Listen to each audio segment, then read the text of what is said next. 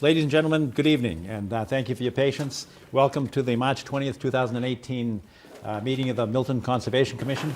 The commissioners are appointed by the Board of Selectmen to implement the rules and regulations of the Wetlands Protection Act and also to implement the rules and regulations of the town wetlands bylaw. As a matter of formality, we always introduce ourselves, which I'll do in a minute, but the second issue on formality is we have a tape recorder running, and we invite everyone to speak, and in fact, we encourage you to ask questions, make comments, but please, if you'd use a microphone and identify yourself, that would be very helpful to our record keeping in accordance with the open meeting law. My name is John Kiernan. Arthur Doyle. Hans Van Lingen. And Steve Ivers.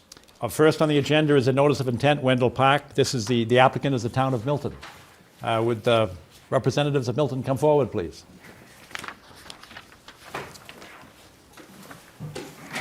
Thanks. Good evening, everyone. Good evening. Chris Trudell, civil engineer with the town of Milton. Hi, I'm Hillary Waite, environmental coordinator with the town of Milton. All right, and we do have a package from you that you submitted, and it was a response to some of the inquiries and questions and comments that we had at our previous meeting. Do you want to go through, basically, just in summary fashion, what you brought forward to us and are asking us to consider? Definitely. So at per our last meeting, did a few things. One, not everything was requested, but just wanted to give a little more info. So the first document was just kind of a rendering of what the tree filter box would look like with the recessed top, just to give a little bit of a better overview of how that would be, and with the catch basin located downstream of it. Next was just a clarification about the methods that we were intending to use to cut and cap the existing drain pipes. And it's just directly from our specification. Basically, we're going to use a mechanical fastener on the downstream end, secure that to the pipe, and then fill the pipe with a slurry on the upstream end in order to make sure nothing else gets into it. All right. With respect to that, I know one of the things that I was interested in at our last meeting is the impact. Maybe I was not articulate enough, but if you're going to cap 21 drainage pipes, the question is going to rise in the homeowner's mind as well. If that drainage pipe is coming from my house or my yard, where's the water going? Do you have calculations as to the impact of capping those 21 pipes? We don't have calculations specifically regarding the pipes, but we do have calculations showing that the drainage structures that we're putting in are adequate to handle any rainfall on that street. Rainfall on the street, but we had a project there about 3, maybe 4 years ago where one of the homeowners demonstrated that there's an underground stream running through his yard, actually through his basement. And they had a drainage structure that went underneath Wendell Park, and the outfall was in the brook. And I understand that you want to make sure that you're treating properly that which is going into the brook. But if you cap that, we need some assurance that that water's not going to go back into the homeowner's basement or yard. Okay, so I guess I don't know, I'm not sure about what the structure that you're talking about is, so I'm not It's sure a how they drainage would pipe that relate. runs from the homeowner's land underneath Wendell Okay, Park. I see what you mean. So, generally speaking, the grades on Wendell Park are such that most of the houses are so much higher above where that outlet pipe is that you would need some significant flooding, like way over the road, above the roadway, in order for that to really be an issue. Oh, it's an issue. I lived on Elm Street for a long time, and I would have 2 feet of water in my basement. There are underground streams that run from the Indian Cliffs area, kind of diagonally across Elm Street and Wendell Park. So I can attest personally that there's a lot of underground water there. So I'm not talking about surface water, and I think you are. You're talking about the surface water on Wendell Park that's going to wash into these, and it's a good idea for the surface water. But if you're capping 21 pipes under the roadway, that may not be surface water. That may be the underground streams. So the DEP defines how you assess these sort of things. There are very clear stormwater standards that they're established. There's very clear resource area identification requirements, and the way you go about justifying what you're saying is through providing that information. We need that information. So, I mean, I don't believe you've yet provided proper identification of the resource area to identify, so that we can identify what the appropriate standard is that needs to be met. And then secondly, there are very specific requirements under the stormwater regulations on how you determine how the impacts are assessed, and even if there is a positive benefit, just stating that is not sufficient for this sort of application. Okay. There is a submittal requirement and an engineering requirement.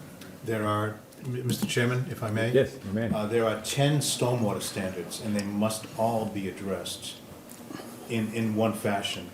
And you have to address them to the maximum extent practicable of the code words. Right. But you've got to go through the procedure. Have you assessed these? We have. I mean, we've gone through the whole, done our due diligence as far as making sure that everything. Has that been submitted as part of your NOI application? We haven't put anything forward more than this. I'm not sure exactly what you're looking for, I guess, is, besides, and we can, as far as identifying the resource area, were you looking more for? We're looking for a notice of intent application.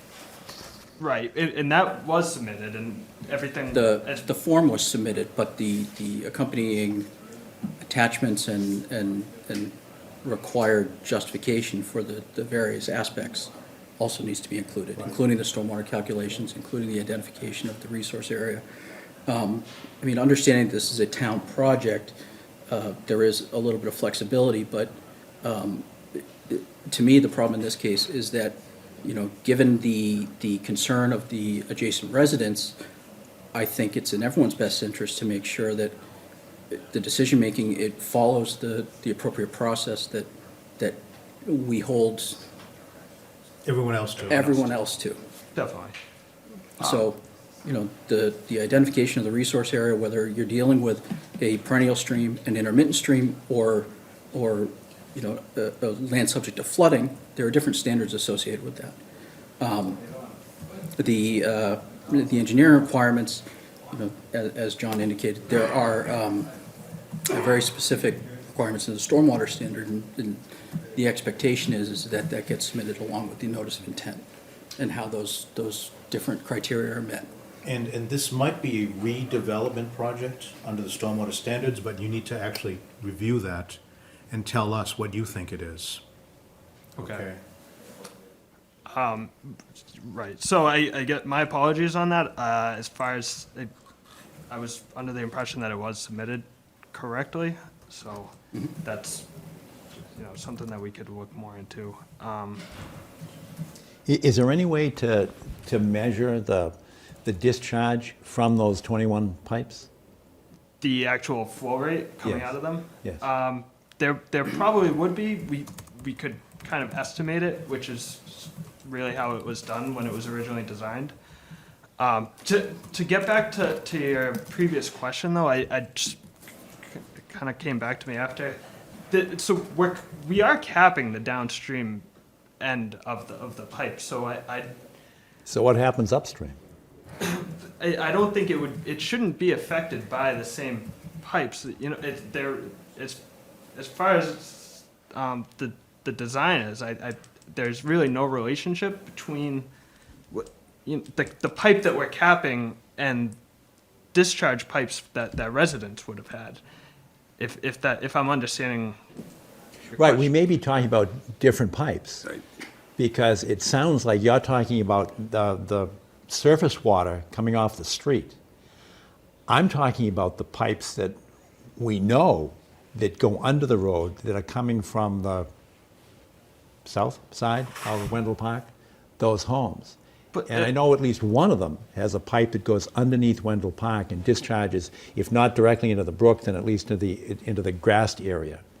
And if those pipes are being capped, that water is going somewhere. And if it's backing upstream, it's not backing up onto the roadway, it's backing up upstream from wherever it comes from. So we don't know where these 21 pipes are coming from. We don't know what they are. Right. Mr. Chairman, a further question. Have you surveyed each one of the ends of the pipes in the field, We have, of those 21 pipes? yes. So you know where they begin and where they end? And that's on the plan that I saw just this evening for the first time. Okay. Yes. Okay. So they begin, So they Where? begin They begin- adjacent to the street, is that correct? Yes. On both sides of Wendell Park, and they end in the brook. And I walked along the brook today, and I saw some of the ends of the pipes, but I couldn't tell where I was with regard to the plan very well. They're difficult to find, and maybe, were many of them buried?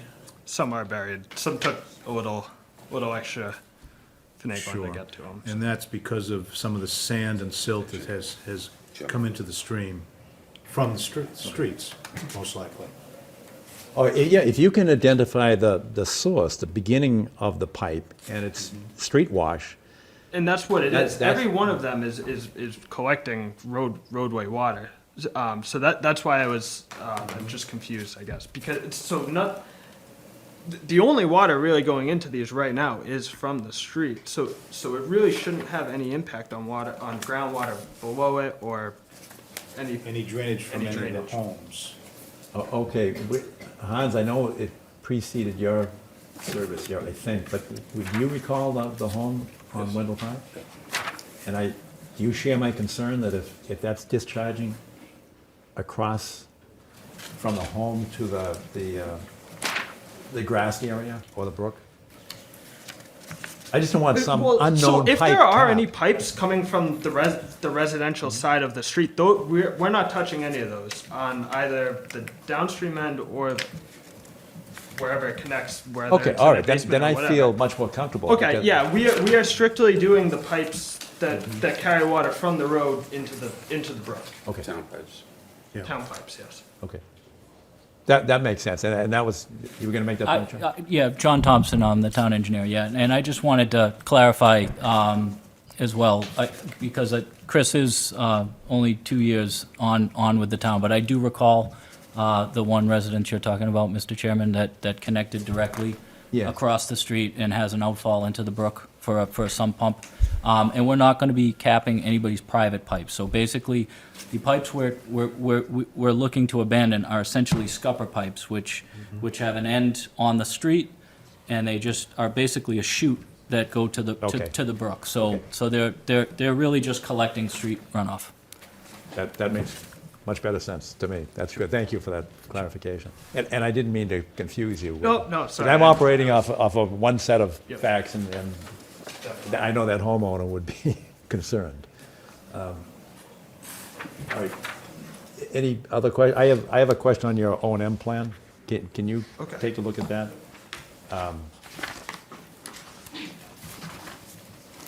What page, Jim? It's the last, I think it's the last document on the list. The checklist. 6, it's document number 6. So it looks like this. Yep. Are we on the same page? Yep. Yes. Okay. On that one, it seemed like, I was just trying to change some of the verbiage. Let me see, 1, 2, 3, 4. I am on 1, 2, 3, the 4th page that says maintenance overview. For a 4th paragraph down says, some sites may be subjected to extreme sediment or trash loads requiring more frequent maintenance visits. And it says, keeping notes on maintenance actions for each unit will help the town better predict any unusual future maintenance frequencies. I don't mean to nitpick, but I'd feel much better if instead of saying keeping notes on maintenance actions, if the words were DPW shall keep notes on maintenance actions for each unit, comma, which will help the town better predict And in the next paragraph, it says, in the event of an oil spill, the curb inlet and/or under drain outlet should be closed to prevent contamination? Can you make that will be closed? That is, so there's an affirmative duty to actually, keep notes, to monitor and to close the drain in order to prevent leakage. And similarly, in the last line, it says, if the filter media becomes saturated with oil or other contaminated materials, it will be replaced? Strike. Instead of, it will need to be replaced, it will need to be replaced, but I'd feel much better if you said it will be replaced with clean filter media. So, Mr. Chairman, what you're saying is, take out the passive and Yes. include the active, Yes. generally. Well said. Any other thoughts or comments? And No, but I thought this was a good supplement to the last meeting, very helpful Yeah. in going through it. And I'm not unmindful of the comments that you made about the need for, some kind of, I guess, better compliance with the NOI requirements, so that if those drainage calculations can be put in, made part of the NOI, that would be extremely helpful for us. All right. Do you have a construction plan? We don't want to delay you, because I know a lot of bureaucratic delay doesn't help the process. But what is your construction plan? Do you have an end date? So the grant expires on, at the end of June this year. So there is a little bit of a push to get the work done. We did put the job out to bid, and we have collected bids. So pending, obviously, the Concom's decision, we would be prepared to award a contract and issue a notice to proceed, at which point contractor could order the materials, which do have a lead time. The structures do have a lead time. And then hopefully in May, once the weather gets a little better, we'd be ready to install and complete. All right. Well, just in looking at the agenda, I think we'll have a site walk tonight, and that's a public meeting, so we don't have to necessarily wait a month. How fast can you get these stormwater drainage calculations and the other things that Hans was referring to? Yeah, and Steve so to was referring clarify, to proper resource delineation and calculations supporting the stormwater standards. Have there been calculations submitted, Chris, or I thought we submitted We didn't submit them with the NOI. We do have the basic drainage calculations, just showing that our structures can support what's there and have the capacity. So, that's, okay. I guess I would have to look further into, What to facilitate. actually what would be required for any additional calculations. Well, I'm not sure they're additional. We just need them It's as basic part of the. calculation. Just, okay, required for okay, notice so of so intent. that we do have that. Okay. That is, It would be helpful if you provide that support of the notice of intent application. I just have one other question, just to get an understanding of the maintenance requirement. The actual material that gets replaced is a combination of hardwood mulch and it says engineered soil media. Is that proprietary? it is, Filterra provides the media itself. Okay, is it something that is going to be an issue in the long term, acquiring? No, so we foresee have that? we have these structures in town right now, and we Okay. do follow the maintenance plan, and as part of that, we, Okay, and in terms of the what do you currently use in terms of the mulch? Is it just wood chips, or is it, is it, no? Yeah, no, we're not using anything directly out of our yard or any chips that we're chipping on site or anything like that. I believe we are purchasing it. To be honest, I don't know exactly what we are purchasing. Okay, yeah, it was just, it was just a general comment. Sure, but, As a brief addition, I work at the Naval Air Station, South Weymouth, and we use the same Filterra units, and we purchase from Filterra. Okay, And they've been working really well for 7 or 8 years now. excellent. Yeah, so happy to report that. We actually haven't had any issues with the units that we have on Brook Road and on Lincoln Street. Great. Any other questions from commissioners? Are there abutters or members of the public that would like to ask a question or make a comment? Yes. Come forward, please, Marita.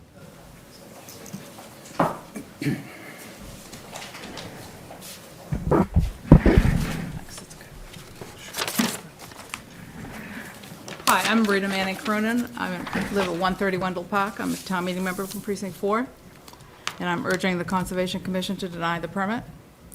This permit, as written, seeks to replace 21 scupper drains with 6 tree boxes. Most concerning to me is a section of Wendell Park between Channing Street and Manning Lane. The side closest to the high school is the one that I'm familiar with, and there are 3 drains there. And the plan is to replace it with 1 tree box. There's one drain in front, a scupper drain in front of number 90 that's been inoperable for years. Grass grows in front of it. There's a second catch basin design in front of 104, and that has a really high capacity. And the third is a scupper design in front of 116, and that catches most of what's not captured in that 104 catch basin. As a very long-time observer, my particular concern is that the water not captured by these 2 drains flows down the private road section and forms a deep puddle on Manning Lane, sometimes freezing. My concern with the proposed design is the amount of water not captured will increase, thereby increasing the flow on the private road, increasing erosion on that road, and increasing the size of the puddle on Manning Lane. I'm also concerned about the maintenance of the tree boxes. Twice a year, changing out the material seems quite high maintenance, and as DPW directors and employees change over the years, I'm doubtful of the correct maintenance. The tree box design seems very stilted on a street that has a natural look. Lengths of granite curbing at each tree box takes away the park-like character of our neighborhood. The only other question I had is I thought you had asked for the bacteria counts at the, that were taken. Yeah, the and sampling were they data. provided? We did provide that. Okay. All right, have you had a chance to see this? No, I Oh, okay, because it's in the public file, and we'll make sure you Okay. get a copy of that. okay, thank you. But can I ask you to stay there, because I have a question on the location. I'm not familiar enough with the numbers. I know the area, but number 90, 104, and number 116 are the 3 areas where the existing, I guess, pipes to be removed or capped. And as I understand the concern, it is that capping those 3 and putting a tree box, the tree box may be too high, too far towards Canton Avenue. No, I think it's down, I think it's near the private public road section, right at the, It is. Okay. at the private public road. I'm just trying to get the location of those 3 addresses and then where the tree box is. Are you on is the tree box on the downside? It's so, and forgive me because I'm not looking at the plan, but I'm pretty sure the last scupper drain on the, which I believe is the one that is blocked, that you use. No, the one of the The one- blocked is the closest first to one is- Channing. Right. So the last one, which is functioning now, is Right. the one that is going to be retrofitted with the structure. Right. And just to clarify, it's not only a tree filter box; it will also be a catch basin to a full-size catch basin. And we are not, as part of this project, removing the catch basin that's currently there. So really, of those 3, it will only be the one scupper drain that really gets capped. And from what it sounds like, that one really isn't working very well anyways right now. Works, I mean, I do clear, if I know the storm's coming, I do clear that to make sure, because it only means more water comes down in front of our house and my neighbors. So your drainage calculations should respond directly to this concern, Yes. right? So you'll be able to actually see that whatever the water flow or discharge flow is right now, your design, Can be based on paper, will take care of all of that water. Yes. Great, so the capacity is sufficient to respond to your concern, Marita. If it works. But Right, it's just, yeah. that, I mean, the concept There's a is- tremendous amount of water that's on the crest of that hill that goes into that drain at 104. And I'm just really concerned that it's going to increase all the water that flows down on the private road section. So if the catch basin at 104 remains, and then there's another catch basin going in right adjacent to the tree box, both of those should be in a position, that geographic position, to capture the water that's going down to the private way. Correct. That's the design, That's a right? They're situated to collect the most amount of water from that area, the low spot, and just again, yeah, situated to get the most capacity. All right. And how fast do you think you can get those drainage calculations to us and made public so that everybody can see them? I'll have to. It shouldn't be more than a few days by the end of the week, early next week. Okay. Also, could we have the engineering plans for the site walk, Yes. please? Just the actual. So really, what I submitted was the general plan. Because it's just not a very complicated project. Was that sufficient, or were you looking for more information? Was there anything specific you were looking for? I'd like to see the scale and scope Okay. visually for all of Wendell Park. Do you want to do a site walk on this? When I mentioned I a thought site that's walk, what you were talking about. no, what I mentioned was that I just don't want to delay a month if we're going to have Nor do a I. site walk, within a couple of weeks. Well, I thought we could do it then, it'll be a public meeting. I just wanted to make sure you could get that information to us, but I think it's probably a good idea to have a site walk there. I think we've got some other items on the agenda that will require a site walk. There are some delineations that we'll have to take a look at. I think there'd be an advantage to everybody to see walking it. the entire site. Okay, sure. Because we only look at a section of the Wendell Park, and with respect to the neighborhood and the magnitude of the project, that might be Yeah, that's to true. everybody's advantage, to be fair to you and the work that you're investing in it as well. Are you available this Saturday? Yes, I am not. You're not. No. How about the following Saturday? In this case, no, I'll be on an airplane. So, Somebody have the dates? yeah. Steve, do you know what our April meeting is going to be, the date of our? The April meeting, yes, one moment, and I can tell you that. it's right here. We have it on our It's the 10th of April, the second Tuesday in April. However, you should also know that the main meeting has been moved to the 15th. Right. That was one of the announcements tonight, Oh, okay. while we're talking about meetings. So so our regular meeting is the 15th. Town meeting was the 8th, wasn't it? Of May. It'll be it's Monday, Tuesday, Thursday, of the first 2 weeks that they, depends on how long it runs. Here's the first What's full that week. April date? in January. It'd be Monday, Oh, Tuesday, April 10th. Thursday, and So that'd they be Monday, moved. Tuesday, Thursday, the second week, if it goes that long. Right. Have you received bids? You said you advertised? We did receive bids. Are they in line with, Our estimate? yeah, Yes. The apparent low bidder came in a little under the estimate, Okay, or the winner at this point, I should say. all right. So that our site walk could be, do you have a calendar there? I have a calendar right here. Next Saturday is, you can't do Hans. That's 24. Okay, The following Saturday is 31, okay. 31 March, And then after that would be be the April. first week in April? Sixth. That's The 6th, April 7th. 7th? April is a Friday, the 13th. Okay. You can't do the 24th or 31st. Can you do the 7th? I can do this. Can you do the 7th? Yes. Okay. So that gives you, it speeds it up a little bit. If we could continue this to get your data, we'll do a site walk on the 7th. So keep in mind, I don't know, the availability of any of the other members. No, neither do I, but I just To- want to make sure yeah. we have a quorum, so it's a public meeting and we Sure. can vote. And so, yeah, I mean, it's Okay. possible that, someone's available in the next 2 weeks that, where I'm not available. That is true, but we can't make that decision tonight. Sure. Mr. Chairman, point of information, back to the resource delineation, Yes. I'm happy to do that as conservation agent for the town. Oh, that would be great. I think it's just Okay. top of bank, isn't it? Pretty much. Pretty much, but you'll have to. Until put you on get the plan. down towards Manning, then when you get to the Manning Lane, Right. there's a lot of wetlands in there, but I think Okay, you're in talking terms about a of lot of BVW? both, Okay. I think there's probably some wetlands in there as well. Actually, yes, there is some BVW as well. Outside the confines of the brook itself. Yes, There's BVW. that's correct, but I think the Happy to bulk- do it.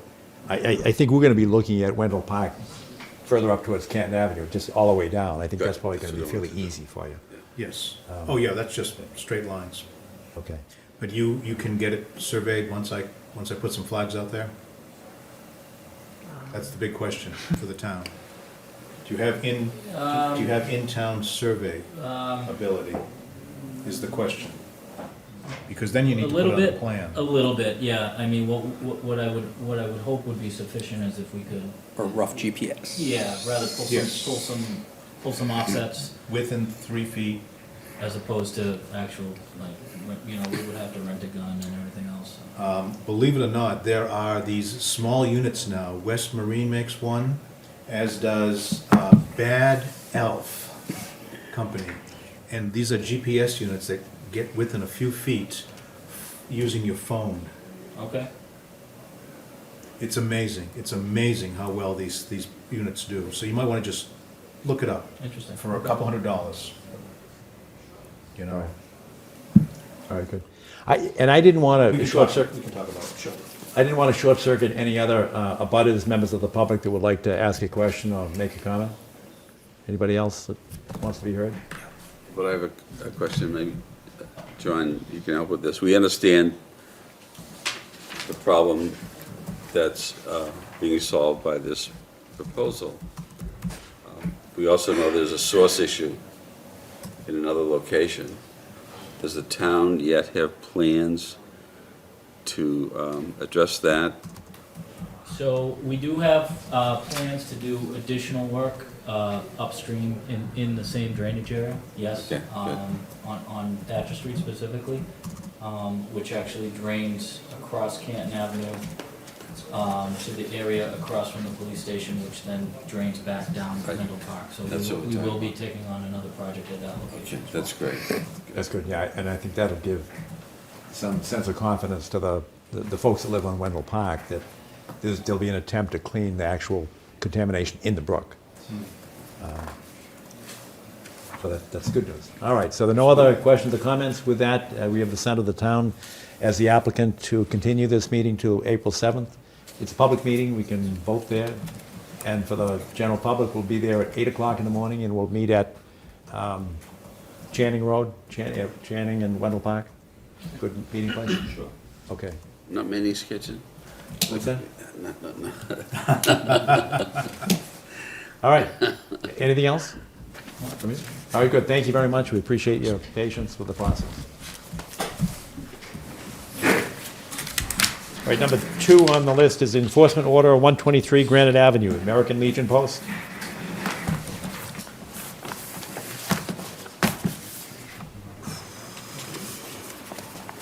Anybody from the American Legion Post? What do we have from them? Do we have anything? I think we do. Yeah, we do.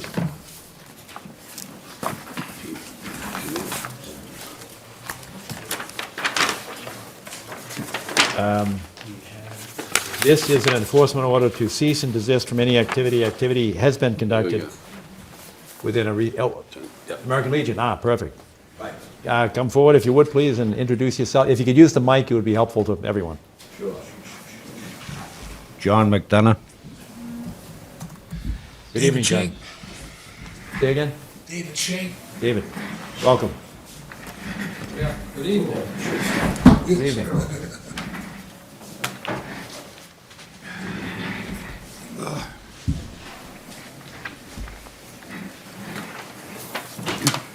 So if you could all use a microphone, it would be great. And could you introduce everybody? Richard Pastor, 24 Adams Street, Quincy, Massachusetts, representing the Post. Yeah. Oh, Paul McDonald. What did you, I didn't hear what you need. I'm the commander of the post, anyway. Give him your That's name what and we needed, address. Paul. Oh, 8 Bunton Street, Milton. Thank you. Okay. All right, very good. So this is an enforcement order, and it relates to activities been conducted within a resource area subject to the Town of Milton bylaw without approval from the Conservation Commission, and it relates to construction of a building and cement patio within a resource area. No work shall be performed in a jurisdictional area without the Conservation Commission approval. So we were out there 4 years ago. There was a detention basin being proposed, actually right near the patio. What was it? It's about maybe 4 years ago. The Conservation Commission was out there because, I don't know if it was Mass Highway, somebody was gonna put in a detention pond Oh, that in was, back of the post. they were gonna build a new post there. Yeah, new that was the time post frame, Right yes. in the middle of the parking lot, yeah. That never went ahead. Right, but that, we were there at that time. Yes, I was. And that predates the construction of the, I don't know what you call it, patio porch area with the, Pavilion. what's it called? Pavilion. Pavilion, okay. That predates that. And then we got a call for, I guess buses were parking out there, really right at the very back part of it. And that was, buses drop oil all the time. And we were concerned with that area. And I think you folks told the buses to move or did something. So they were not there when we were last on site. But when we were last on site, I think there was some kind of a container that had been placed there within our jurisdictional area. And it seemed to have some kind of trash in it or something. That's the way it was reported. We went down and it was there. And while we were present on the site, we did see the pavilion. So we're trying to get an explanation as to, the folks, we were there 4 years ago, we all talked about it. This goes back to the days, I think, when Joe was still with us and was Joe present. Manning. Yeah. So anyway, do you have an explanation as to So how my this happened? understanding is that there was a picnic area with picnic benches, and unbeknownst to the post, they didn't realize that they were not allowed to put a pad there. So they put a pad under the picnic table so so that they would avoid mud or whatnot. So I'm not sure if that's what you're talking about, or if you're talking about the structure with the roof. with What the we did roof was- on it? Yes, the cabana, Yeah, yeah. is that Not what the you're cabana, referring to? The pavilion. All of it, yes. Okay, Well, okay. the pavilion there used to be, as he said, picnic tables, and there was a tent that we would constantly replace it. So we just put a roof structure. No walls, no sides, it's all open. Yes, it is. From our perspective, and we're not trying to nitpick here, but it is an alteration of the resource area. And having picnic tables on the ground, that's pervious surface, and the pad is impervious, which changes the drainage structure, the drainage characteristics rather, not the structure. And that's what requires, under both the Wetlands Protection Act and the town bylaw, both of those require a permit. So we didn't know why you did it without asking for a permit. We're not hard to deal with, actually. They Yeah. didn't realize that they. Well, it was done by, the reason it was done, we always rented tents, for the picnic area. Yes. And they were always blowing away, and you just couldn't control that, and finally they'd ripped, and that was the end of that. The question that he's asking is why you did it without asking permission. We just didn't realize. We thought the thing was already there, and I know it's different. It was, a bunch of us will just make a roof, so we have to keep our tent. Nobody really thought about asking permission, and we apologize. Had we known, we definitely would have. Good. That's good news. There are other issues. We've been called a couple of times. The buses, the trash, and when we were there, I don't know, a month or so ago, or whenever this enforcement order issued, it seemed like there had been some soil dug up or pushed into like a pile that was sitting back there. We didn't know where it came from, but it didn't, it's not natural. Where was did you know where it was? Yeah, it was between, if you come back. Oh, yeah, that's right. There's a good picture. If I can show you. It's in this area here. Now, this goes back, I don't know what the date on this is. But it's in, 2007. it's this area here, and that, Rubbish? somewhere around here, there was a lot of rubbish there. There's a container here, Yeah. and I think that may be it, or that's the area where it is. No, that's the trailer there. That's a storage trailer. That's always been there.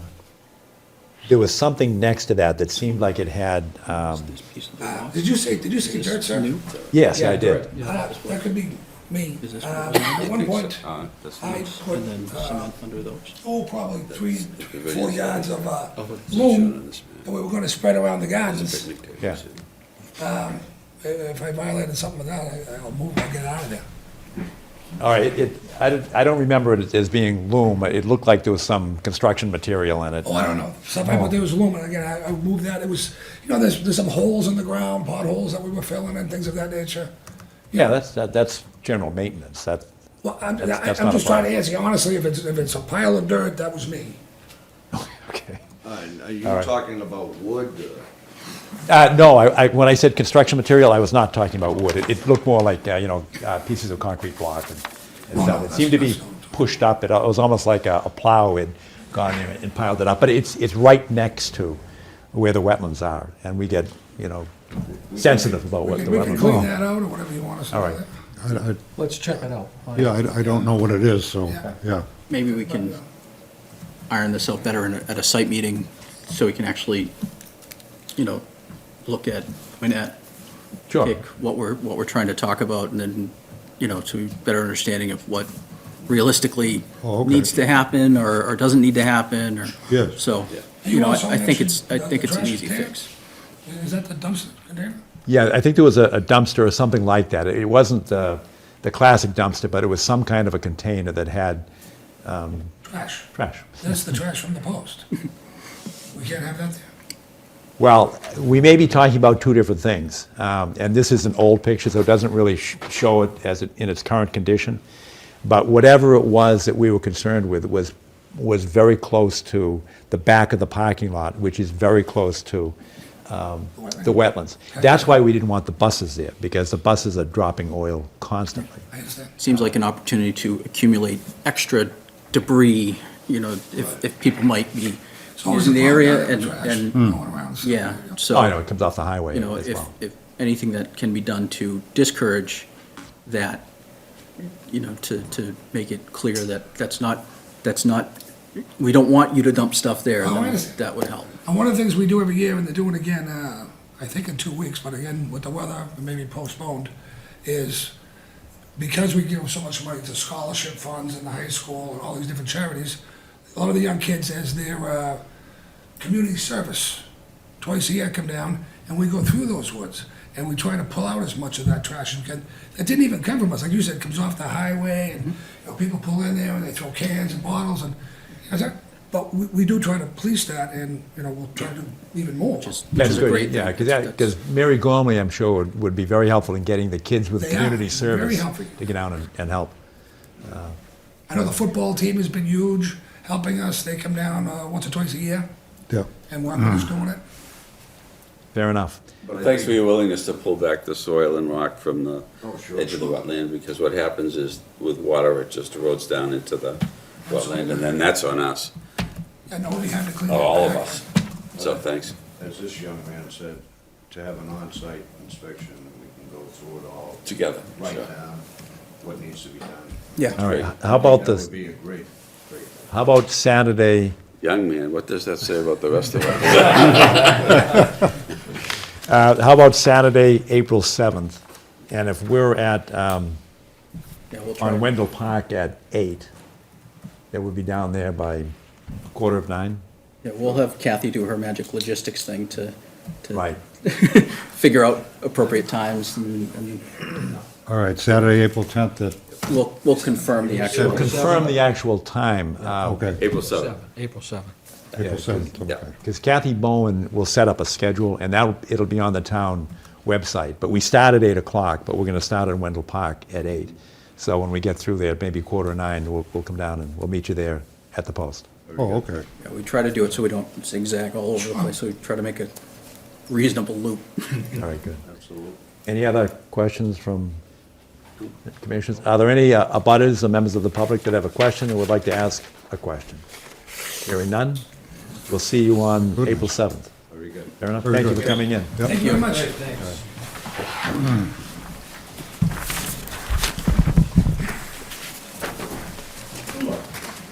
Next on the agenda is notice of intent, 105 Cabot Street.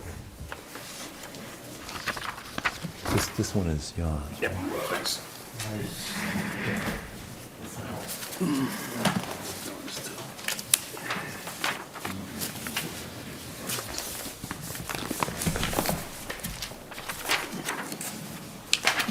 Hi, did you already open? I'm sorry. Hi, 105 Cabot? 105 Cabot, my Sure. name is Rick Savant. So what can you tell us about your notice of intent? Okay. We have an existing single-family residence here on Cabot Street. Backs up to the Ponset River, Salt Marsh area there. What these folks are proposing to do is build an addition onto the end of the existing house, a garage addition. They're proposing a two-car off the southerly end of the house in an area that's currently the existing paved driveway. There's currently a horseshoe-shaped driveway there. They're putting this addition on in that same area. It's kind of a level area off the end of the house. As you can see on the plan, they do have a vegetated wetland area there, and also, like I said, the property backs right up to the salt marsh. So they're certainly within the buffer zone. They're outside the 25-foot no disturbance, but they're about 48, just over 48 feet from the closest point of the wetland to the closest point of the proposed building there. I talked about the horseshoe driveway. They are planning on removing a section that comes out onto Cabot Street, as you can see highlighted in green there. Where That's they're the going. paved drive? Yeah, they're going to remove that section, Okay. as it will, wouldn't lead anywhere with the layout of the new addition. And they're gonna loam and seed that and grass it like the rest of the front yard is currently. Good, so that'll be pervious. Yes, that will be pervious area. They're still gonna keep the existing entrance off of Hurlcroft and into Can you the, hold on a oh, second? I'm sorry. We just have to change the I date. thought I heard something click there, yeah. No, I'm gonna get this.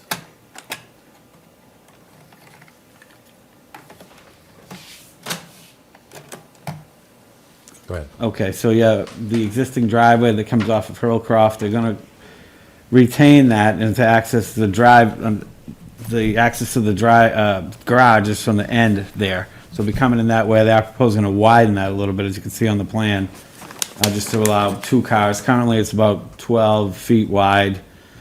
Isn't really wide enough for two cars to enter the end of the structure there. So they're proposing to widen that. Any trees coming down as a result of that widening?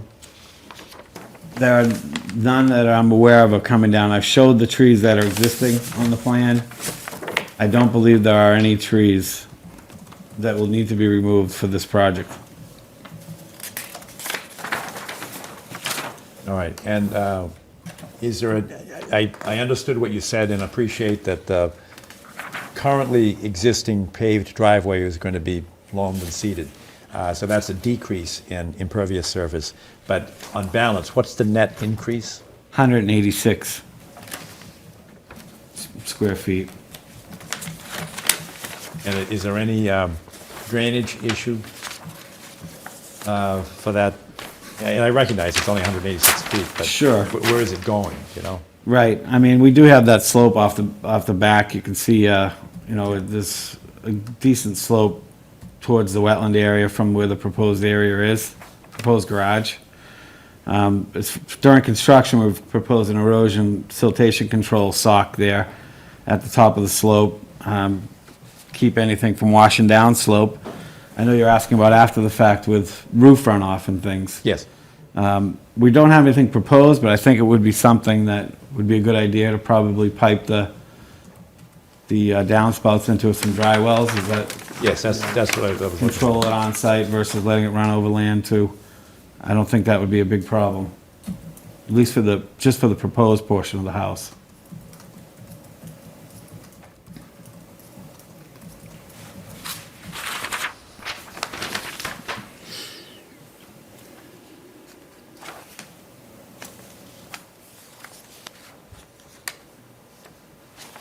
Mr. Chairman, that slope is quite steep, so I'm very happy to hear that. Okay. And this is ACEC, I think. I think it goes all the way down Hurlcroft, actually, until the end of Gulliver Street. Does that, that may require, I don't, do you have to file with MIPA for that? I know the Not for a ACEC, single what's that? family. Not for a single-family Not for a single- improvement. Not for work that's actually not in the wetland itself. Yes. If you're affecting the BVW, even a square foot, you'd have to file for it. I know If because it's I- ACEC, That's correct. I know because I just did it okay. on a filing for 400 square feet.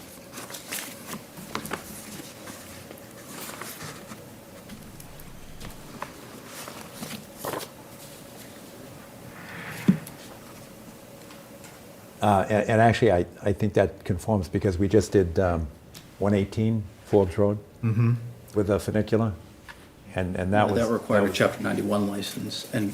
Yeah, that's different Right. though, But it- that's not ACEC. That, but, but at the same time, that would have triggered, Triggered ENF? yeah, Amazing, potentially, yeah, yeah. so. Because it would be a state action, so there's no direct alteration of wetlands Right. in this instance, so it wouldn't require. And no state permit required besides Wetlands Protection Act. Okay. Sounds good, so again, we're going to have to, need to verify the wetland lines. They're currently flagged. Yes. Do you know when they were flagged?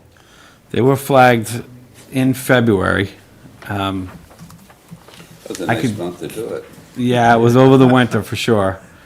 It wasn't snow cover, but it was cold. I located the flags in February, just a few days before the date of this plan, which is February 27th. So I believe it was about within a 2-week period prior to the survey that the flags were placed. Mr. Chairman, it's always nice to have a brief wetlands report in the file. Yes, I'd like to suggest it. absolutely. Yeah, were these done by soil? I mean, there's not a whole lot of flora about in February. Was it the soil logs, or how was the flag? I believe it was a visual, but I would not speak too much for the wetland scientist who did it. I think that she could provide that information. I looked at it about a week ago. No snow on the ground at that point, and the flags were down gradient extent of the garlic mustard and the multiflora rose, just to let you know what I saw in the field. They're down gradient of that. Down gradient of the downgrading extent of the garlic mustard, which is a FAC up plant, and multiflora rose, which is also a FAC up plant. They looked okay, but I'd love to see a report, Okay. generally. So can you get that Yes, for us? Brief We have- report. yes. We have a Saturday, April 7th site walk. And again, I can't tell you the time now because we're at Wendell Park, we're at, actually, we can probably do it about the Close, same right. time as the American Post, Legion post. Because they're Very close by, yeah.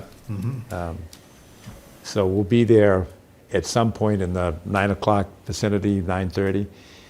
But our administrative person is not here tonight, so she'll set up a schedule, and that'll be available on our town website. So it's somewhere around 9 to 9:30. Right. That time Is that frame. something I need to attend? Or is this, you guys are gonna go and do a site walk? No, and take a if look you've around? already seen the wetland flags and they look okay, then. They look pretty good to me, frankly. And who was the person that flagged it? Pine Brook Consulting. Her name is Brooke Monroe. Right. Okay. And there's also a change in the slope at the flags, which is indication of pretty much where the wetlands begin, Okay, in my opinion, but you should see it as well. okay. Fair enough. Any other questions? Yeah, just to let you know, I mean, we will likely, there's a good possibility that we'll vote on an order of conditions at that. Oh, I see. It's a So- public meeting, so and we'll be in And so, session. if Have a there's quorum. any, if there's any question, or if there's any, specific request, or, that you, this seems like a pretty simple, straightforward thing, but. I understand. Just to make sure that you're aware of anything, or have the opportunity to provide feedback if you disagree with anything that we see or say. So it's just making sure Good that point. you have. I understand. Okay, Can you be there? it's up to you. I could probably be there. I wasn't familiar with the process with you folks, but I didn't realize that was part of it. So we can do that. Okay, all right. And one of the things we will need is the detail on if there's a downspout roof runoff, if you're using a Cultec chamber or some kind of a mechanism for absorbing that water, because it is a steep runoff. I mean, There a is. steep slope. Yes, very. Yeah, I think we need to capture it up top and keep it up top. Absolutely. Right. Good. So can you add that to your plan? Yes. You can do it by the 7th. Yes. Okay. Yep. If you could get it to us before that, it would be even better. Yeah. Same can with do the- that. Same with the wetlands report. Yeah, I'm sure that's handy. And the date on the plan, 3 things. Yep, the date they were flagged. Yep.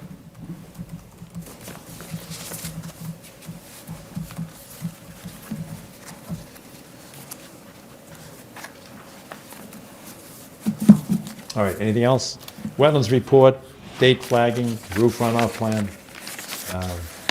And we'll see, are there any questions or comments from abutters or members of the public? Yes.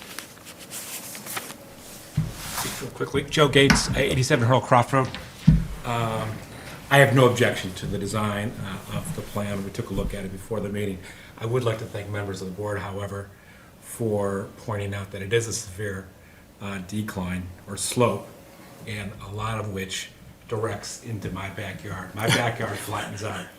So any effort that could be done to keep that away water. from my yard, Yeah. and going somewhere else, anywhere else. Maybe it'll evaporate, I don't know. But I do want to express my concern and go on record having done so.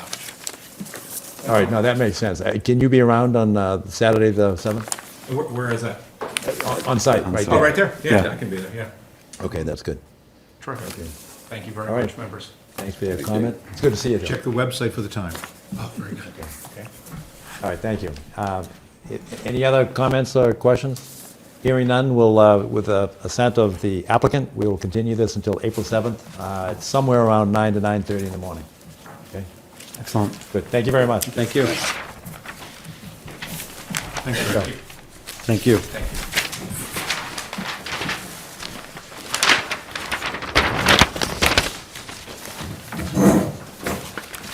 All right, next on the agenda is number 4, notice of intent, 339 Hillside Street. Continued hearing.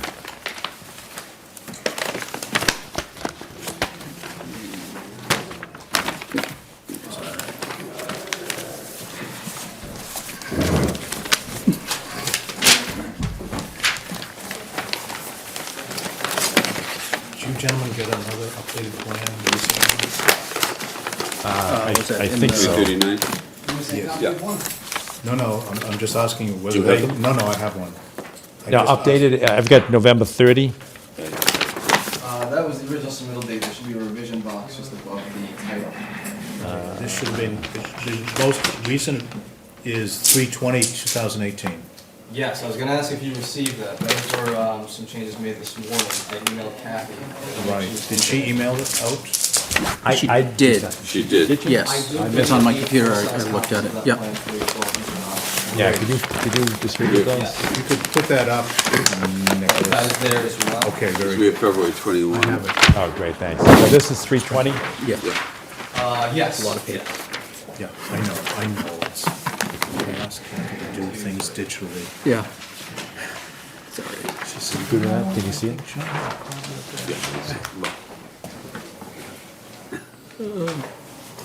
But it's close enough to, there's one for 221, so I use that as. Actually, why don't you bring this over to these gentlemen? I have it. Yes, I got two full sizes with the 2020 change on it. Yep. Okay, so We can share this one. Sure. you got the full size? I do, yeah. And only next sheet one? one, yes, only the original plot plan page here was revised. The landscaping plan has gone unchanged Okay, since I the. only need one. Thanks.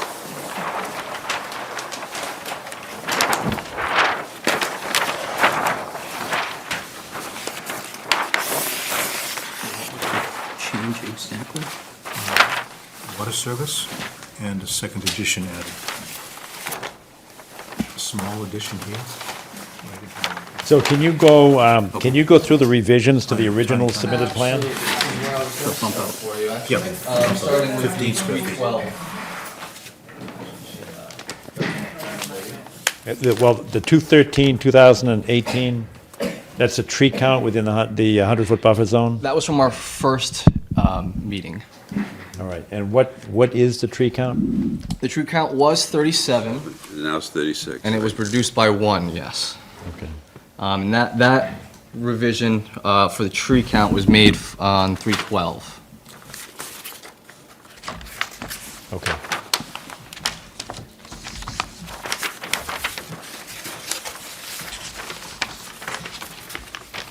We have the plan schedule.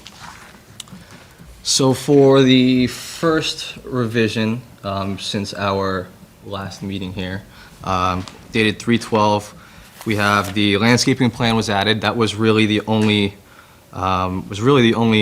requirement that you folks had asked for after that meeting was a landscaping plan. We also removed one tree from the tree count. He wanted to maintain one on site there that he liked. Mr. Dean, I'm referring to. And then we have a couple of minor modifications made in relation to the Board of Health's requests that I do not believe will have any impact on basically anything here, to be honest with you. What are they? What are the revisions by the Board of Health? We have a manhole cover to be set to grade in the second half of the septic tank for pumping purposes. Which is where? I'm not looking at which is where? Which is, you're looking for the tank location? Yes. Oh, the tank location is going to be just to the plans west of the larger addition there. But it's not on our plan? It's No, it actually is on on the this. plan. It is. Yep. 3 manhole covers, 1, 2, 3. Okay. Okay, got it. Yeah, so we've proposed, up on the top right, you'll see the detail for the septic system there. We've added a second riser brought up. We'd only had one over the inlet originally. So what we're seeing here comports with the Board of Health Yes. revisions? Okay, got it. I've kind of combined them all because it's all kind of going simultaneously. And then as well as right near that corner where the septic tank, or where the septic pipe comes out of the structure, there's an AC pad, which is, in this version, kind of been hidden away due to all the leader arrows there, but there is a small concrete AC pad there that is to be relocated as necessary. That was one of the other Board of Health requirements per their comments. Relocated just to get it away from the tanks? In order to reroute that pipe, they have to throw away approximately a 45-degree angle pipe in, elbow in, right there outside of the structure to get it over to the new septic tank location. Ultimately, it's on the opposite side of the resource area. Yes, ultimately it's on the opposite side of the resource area from the proposed addition. Got it, okay. Which leads me right into the 15 square foot addition that has been added. Also, on the opposite side of the existing structure from the resource area is a 15 square foot addition to his kitchen there. There's a bump out that you see by the patio. Do you see that? Yes.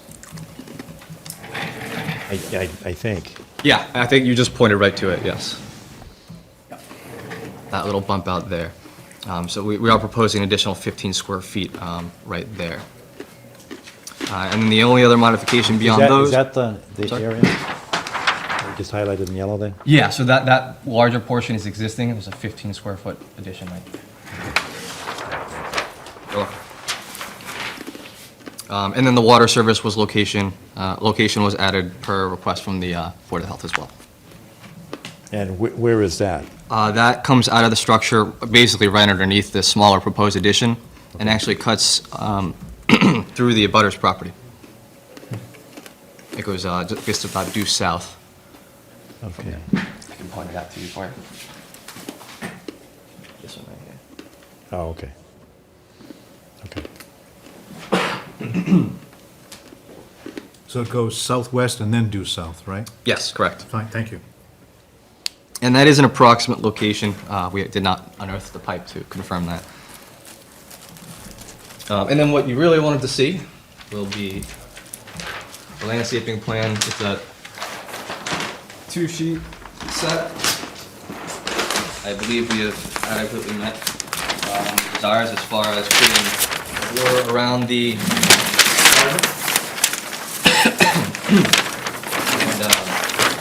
and we've actually exceeded the required vegetation count by quite a bit. Okay. What are the numbers? With 36 trees, I think it's somewhere around 110 required, and I believe we have 160 on here. 160? Yes. Okay. Now, that includes both trees and shrubs? Yes, and that was the reason for which we increased the number. Which I think is acceptable in this case because of the, Yeah, I agree.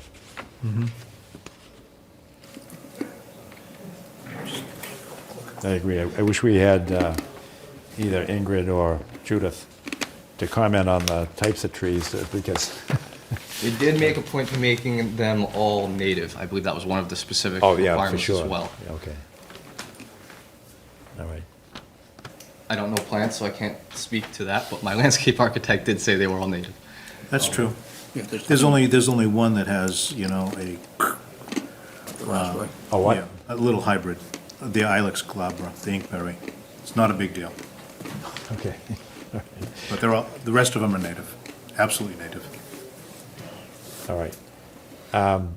Steve, do you have any other comments on this? I think they've done a good job. I think when we were out there together, we all agreed that the rain garden would be Nice. better. Yep. Yes. Okay. All right, so, I don't have any questions on this. This seems to comport with my memory of what we had requested. Are there any questions or comments from abutters or members of the public? Seeing none, I don't think we have anything remaining, do we? I think this is Very ready nice for, response, thank you. ready for a vote, Good job. Ian? order of conditions? And in fact, Yeah. Got it. if you have a vote, then you have some a signature page as well. Sure. Very nice, very nice. All right, so I think the special conditions, you know, one of the ones that I just want to make sure that you're aware of is that we have what we call boilerplate conditions, and one of the big ones is, I don't know how you're going to do it, because you don't want equipment, hydraulic equipment, stored within our jurisdictional area, and that includes the buffer zone. Right. And we don't want it stored overnight there, and we don't want any refueling taking place there. So I don't know where you would, I don't know where you'd go. I don't know how you do that. There's got to be a staging area somewhere, but it is so close to the wetlands here. Yeah, it's really difficult, not on the property. It's very difficult on the property. They might My have first to- thought would be he does own that entire stretch further back, but I'm pretty sure that's all wooded, and some of those wetlands do drain into that Yeah, area. that's correct, yeah. So that's ruled out right away. Right. You may wish to look for other properties that are open and away from wetlands to, you know, I hate to suggest it, but he might want to rent a space from somebody, Have, you know? in other instances, have Yeah, we've done that. applicants provided a spill plan Right, prior to the start of construction yes. and to show that they're taking adequate measures to mitigate any potential spills. I do believe that he runs his own construction company and would be easily, or not, that came out incorrectly, and he would easily be able to meet those requirements for you, because I'm sure he'd be familiar with that happening Oh, yeah, on he prior is. jobs Yeah, for himself. absolutely. Yeah. He is. I have no So doubt. if he's got the development and construction experience, then he's going to know that. So let's put in our regular prohibition for overnight storage, and if he needs to come back to us for some reason, he can come back and come in with a proposal. Duly noted.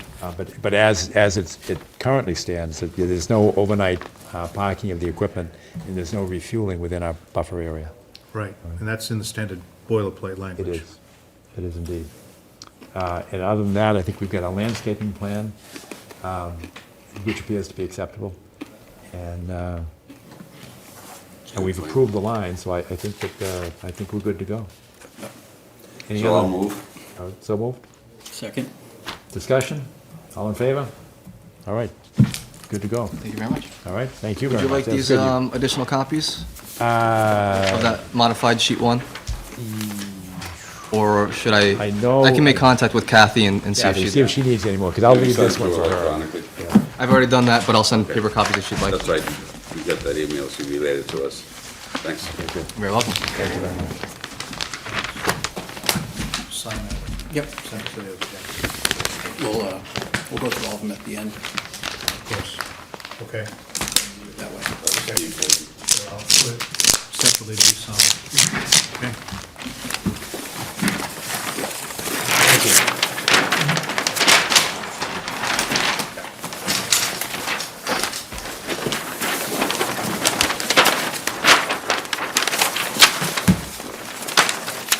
Oh, just another small request. Can you get us a PDF? Send it right to me? Sure. Of the plan? That's all. We're beginning to do things digitally. Kathy should have a copy of it, but I'll send a whole fresh set of everything completed again. Does she have PDF copies? She should, yes. Is he on? She does. She should. Landscaping plan, you handed it to me. Thank you. At the very least, I just wanna make sure that there's an original. 320. The landscape plan is.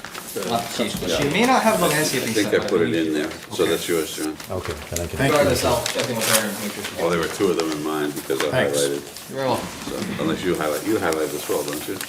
Yeah, I do. Yeah, so, there you go. That's yours.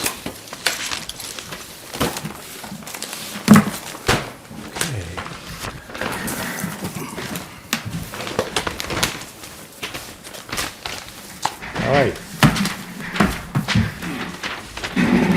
Thank you very much. Next on the agenda, we have Certificate of Compliance, 390 Brook Road. And we've got that. That'll be good. 390 Brook Road. Hi, good evening. Go ahead. 390, 390.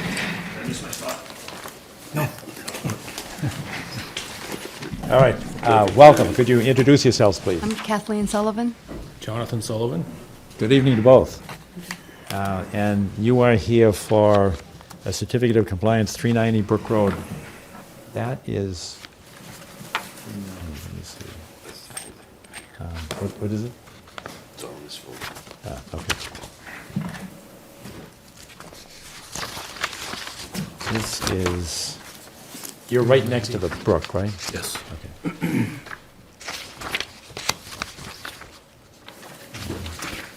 This is Mr. the Chairman, one. I was out there today, You were, okay. And? and it looks good. The only question I have is, the plans L1 note that some other red maples would be planted off-site. Do you know if that ever happened? I have no idea.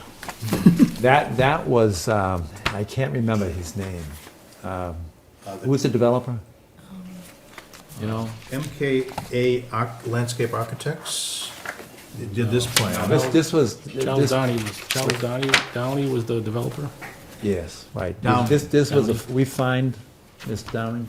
Pardon? This was a fine, Or was because it? he took down some trees that we had told him not to.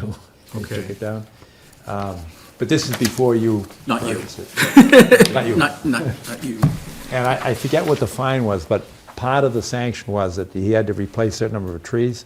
But the land area is too small to plant the trees there, so we put additional trees into our, our sort of hypothetical virtual bank, inventory bank. And do you know if that happened? That's my only question. I don't. I believe it did happen. Okay, I think Kathy Kathy would be would the have the one. Kathy would inventory. have the information. Yeah. okay. I know he paid the money. I know he paid the fine. Oh, okay. But there was a financial component, and then there was the virtual Tree farm. donation to the virtual. Fine. Tree bank. Yeah. Right. Do you know what we're talking about? Yeah. Sure. Sorry to bring it up, but But that's not on the, No, it's not. it's not on the solid. Otherwise, it looked very good. You have 2 dead trees. Yes, It's dead shrubs that you have Yeah, to yeah, yeah. replace, but that's not a problem. Otherwise, everything else looked very well. The ground was stable. All the trees that were supposed to have been planted appear to be planted in the right locations. There are 9 posts as well that limit the yard extent toward the brook. It looks actually very, very good. And do we have, There was some landscaping out front as well, and it's a very heavily landscaped lot, actually, and looks very nice. Thank you. do we have anybody to say that this was done in substantial compliance? Do we have a PE that says that it was done, it was built in substantial compliance with the order of conditions? That is a requirement. I don't That's a see that. requirement, just for your information. I didn't find anything in the file No. to that. Yeah, Jim Burke, can I ask you a question? 390 Brook Road, 0 Brook Road, Is that the one right on the brook? right on the brook. Right on the brook. Yeah. Did you do a letter of compliance? After it was, Mr. Downing had it? Oh, yeah, Charlie? Yes. Yeah, I think so. Yeah. I mean, There's a certain lack of confidence in your response. There is now. certificate of compliance? Yes. Yes, request. Or a note that it was done in substantial compliance with. I don't know, Charlie's pretty thorough. I mean, but I wouldn't be able to find out until I got back to the office and check my server, you know. But that project, as you know, was fairly, you know. Controversial? Yes, it was. And it proceeded, and was completed as you guys wanted. We So had I the, remember stayed. the bump out in the back? And the door was moved for the foundation? Yeah, I remember that. And that was an It issue. ended up being like a close to a walker, with a small little Correct. bulkhead of some Yes. sort. And yeah, Craig took offense to that. Yes. So as not to, hopefully, we're not confusing or scaring you guys. Very interesting. The reason for the order, or for the certificate of compliance is to provide a level of assurance that the project as designed or approved under the order of conditions, which was, you know, what we approved early on, is consistent with what is there now. And that protects you. Yeah, and so that gives you the ability to lift the order of conditions, which is attached to the, so, you know. Deed, basically, it lifts the cloud off the deed. as it On were. its face, it does appear that, but, you know, usually the general practice is to have a surveyor or engineer certify that they I would concur. say almost certainly that was done, because Charlie wouldn't have been able to convey that without some sort of documentation saying, all you need is vegetation. And Well, when we purchased it, he said everything was done and completed. All we had to do was come back a year later to have you guys sign off on it, and then we lost 2 trees, so we replanted. Okay, Or 2 bushes, I'm sorry, 2 They're bushes. still, 2 yeah. bushes. So that's why we waited yeah, on that. and again, So thank we're you. not indicating that you're not, I just, you've done anything wrong, or you're not, you know, we're just confirming that we're, you know, I's and T's at this point to make sure that I said it's. here, I'll draft something up right now, because I know the drainage was done. I know for a fact that was as built and installed. That, yeah, that's my memory as well. Yeah. And just for your, and again, to reiterate what's already been said, you can relax, but the differences that we had with the developer were resolved, and part of it resulted in a fine, because there were changes to the building that we had approved. But when we saw them, we went through the process here at a hearing, and we ended up fining him some amount of money. It wasn't a huge amount of money, but that's not on you. So I think we resolved it. Something up, and I'll mention, you know, because I know the water and sewer were both as-built, because I had to give that to DPW. And And ultimately, it should be contained in the file. What's that? Ultimately, it should be contained in the file. Yes. Yeah, So- that's what I'm looking for. 610, 94, Parkwood. We've got more files here than we've got items on the agenda. Zero Brook Road.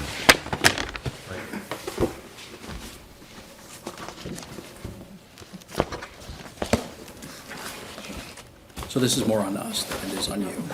Right. So don't, Yeah. no need to worry. Other conditions.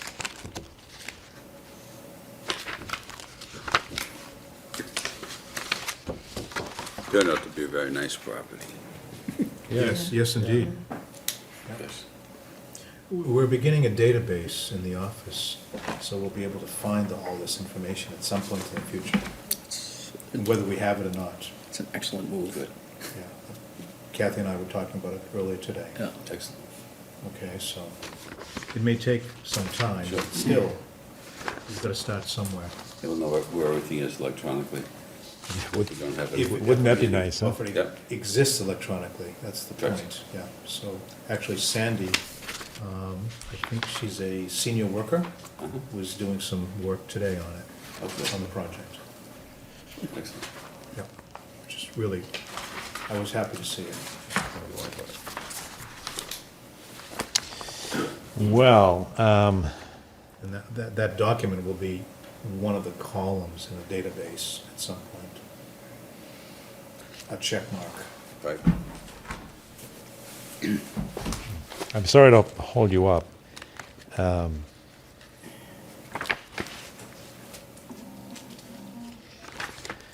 I don't think we have it. Are you under any time pressure for this? I mean, are you refinancing or anything of that nature? No. Okay. Then what I'd suggest is, Jim, if we can work with you, because my memory is the same as yours. Do I have phone reception down here? There is a probably public not. Wi-Fi. I made a couple calls, quick calls tonight from this room. I was surprised.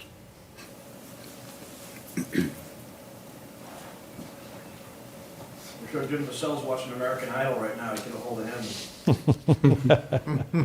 He has access to the server.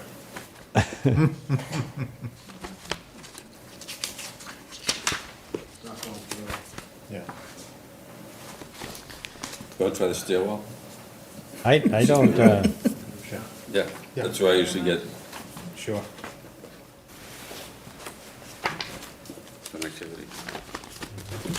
So again, We could move ahead hopefully we with can this just fix this pending. tonight for you.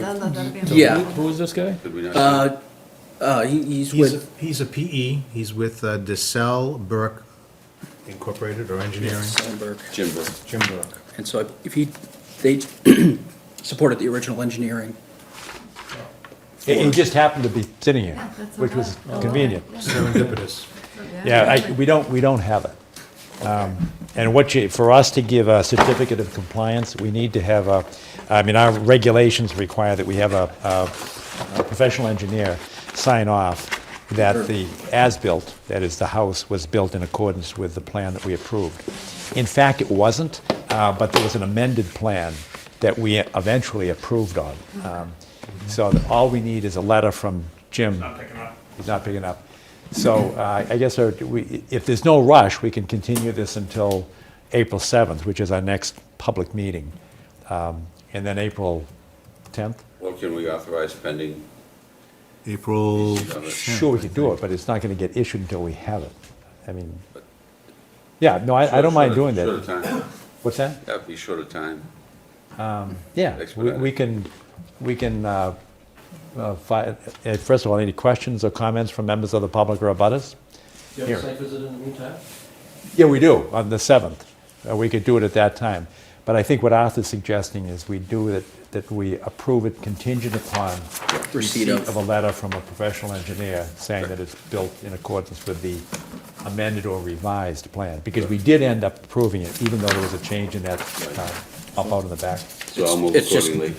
Yeah, a The second. letter probably exists, I mean, with the. Yeah, it's just not I know here. the as-built plan does, Okay. we did that.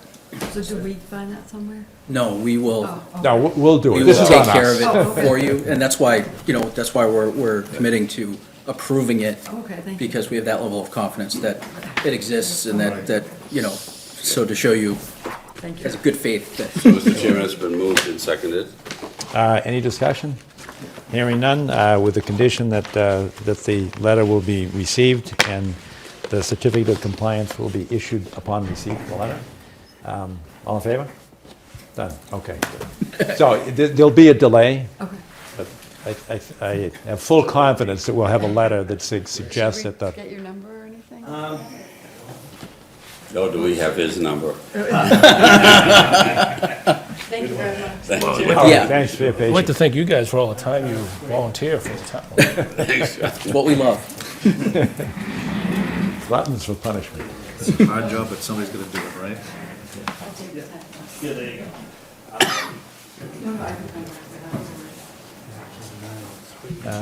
Okay, that's that one. Now the next one is... 1466 Canton.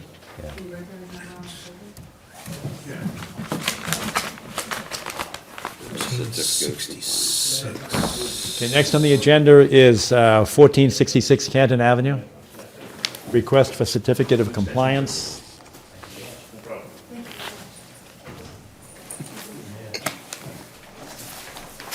This one's yours, Jim?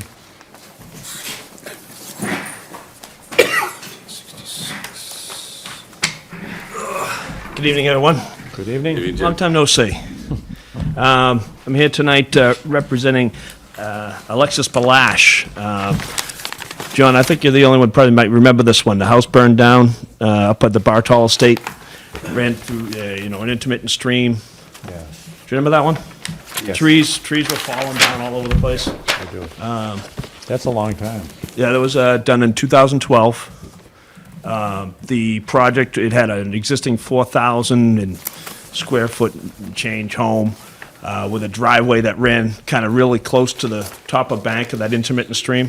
And that was the only resource area. There wasn't any sort of BVW or anything. It was pretty much just top of bank. And house burned down, so they came back up with an architectural new plan that was like 3,000 square feet and change.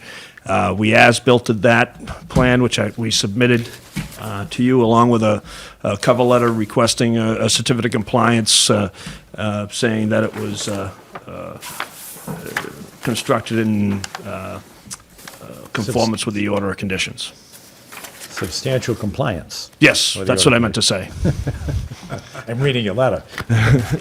All right, and we did receive such a letter from Jim Burke, and it's dated January 12th, 2018. And this, your recitation there conforms to my memory of it as well. Are there any questions? I was out there, Mr. Chairman. Things look good. Top of bank is stable, there's the little baton. Bocce court. Bocce court there. Yeah. There's the concrete pad. Yep. As you added. Yep. There. Looks very good. Mr. Balash is selling the house, and, I don't think it's on the market yet, but, Actually, it is. Is it? There's a Okay. sign in front of it. okay. So, I went home and told my wife, I found the house, dear. it is beautiful up there. But we'd have to find the money too. All right, any questions from commissioners? Are there abutters or members of the public that have a question or wish to make a comment? Hearing none, is there a motion to issue the certificate of compliance? So moved. Second. Any discussion? All in favor? Done. Thanks a lot. Good to see you, Steve. And thank you for providing the input for those folks. Yeah, no. Greatly appreciated. I'll button that up for you guys tomorrow. Sure. Thanks, Jim. Next on the agenda, request for certificate of compliance, 600 Canton Avenue.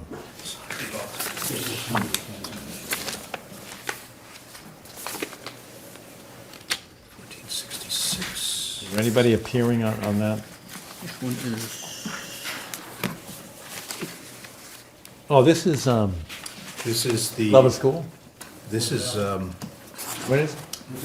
Winter Valley. Oh, Winter Yeah. Valley, yeah. Yes, thank you. And just the, Yeah.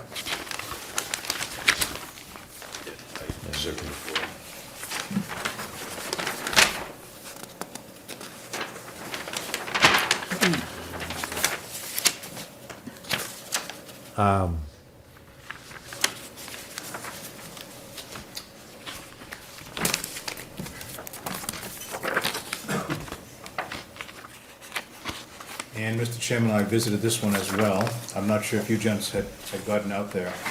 No, I have not, I mean, we certainly spent a lot of time there. I did drive up there a couple of months ago, yeah. Before, okay. No, not before, just Was before it, this came. was it substantially complete when you? Yes. Well, good, good.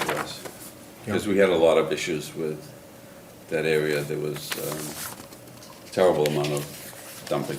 Really? Yeah, Along the waste. slope? Yes. Along the slope, and that's our Down, land. The Conservation Commission has a deed to that land. Oh, It was pretty bad. was it? Yeah, it was, Tires, it was right. Now, abused. It was terribly abused. did they move the dumpster? The dumpster is directly adjacent to the. Plunge pool? Plunge pool. That's where it was, and one of the problems was it looked like when the dumpster got filled, the wind would take the trash off the top of the dumpster and blow it down the hill. They did put a fence around it, which is slightly above the height of the dumpster, but, you know, won't take some of the other Yeah. things that go out. The vertical granite curb is installed. The notice of intent called for some parking spaces on the, I'm sorry, I don't know which side, it's got to be the westerly side. Those were not involved, those were not built. That's good. Because that's actually a good-sized hill there. They would have had to take and build into the hill and then a retaining wall There or would have been something. more water. Yes, absolutely. But the plants were installed as well, and it looked like things were working fine in terms of the plunge pool. It was functioning, Great. rather than sending water cascading down the steep slope. Yes. Right.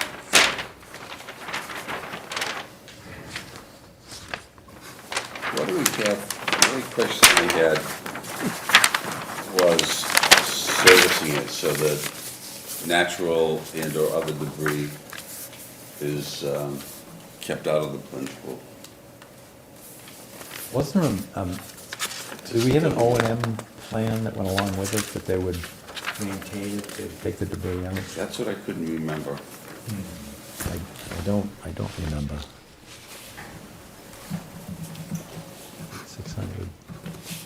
600, right?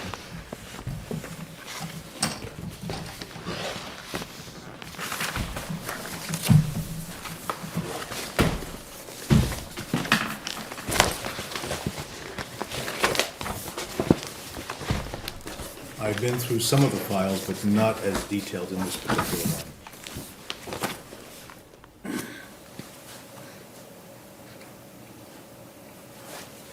Can you just take a look and see if there's anything in there? I don't think there is, but.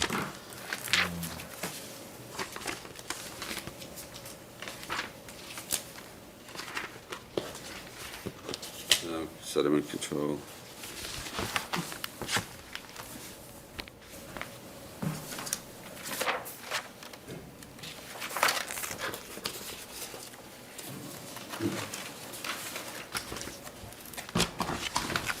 Because it's a heavily treed area. Adjacent, yes. If they included a stormwater report, it would have been one of the appendices in the stormwater report.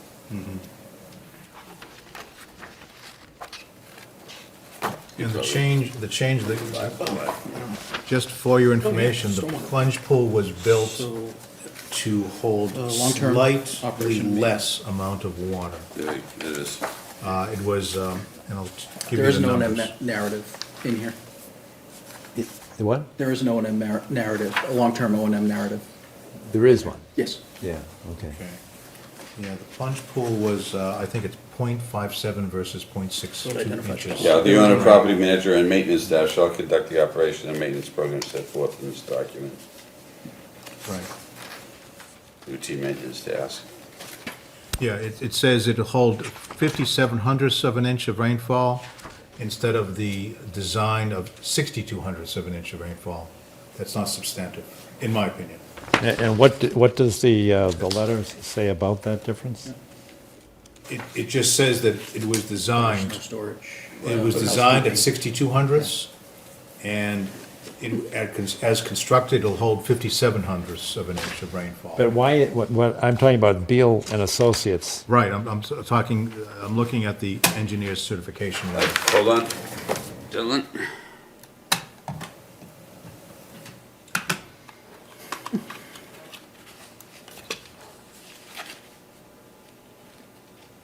Just to give you the, Hang on a second. Sure.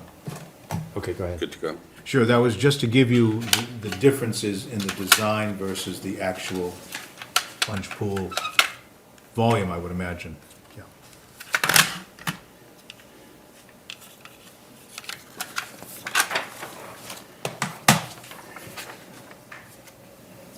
But notwithstanding that difference, the engineer's certificate says, based on this, we believe that the plunge pool has been constructed in compliance with the intent of the order of conditions. Exactly. Okay, so it's that close, it's de minimis? Right. Okay. Right. Yeah, and it calls for the removal of accumulated sediments, oils, and debris, and that would cover it. Sure. Beautiful. And I did talk with one of the people in the maintenance division there as well. And so he was aware of that requirement. Oh, nice. Yeah. His name was Matt. I'm sorry, I didn't catch his last name.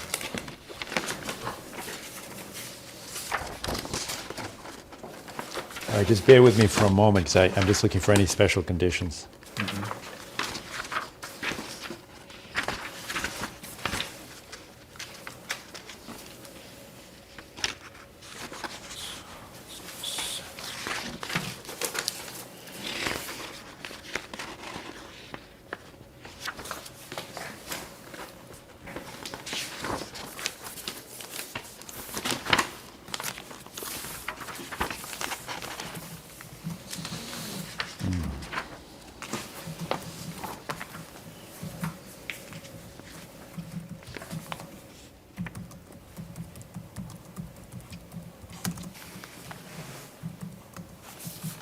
Under the special conditions, one of the conditions, 44, was the wetland delineation submitted with a notice of intent is not certified by the commission.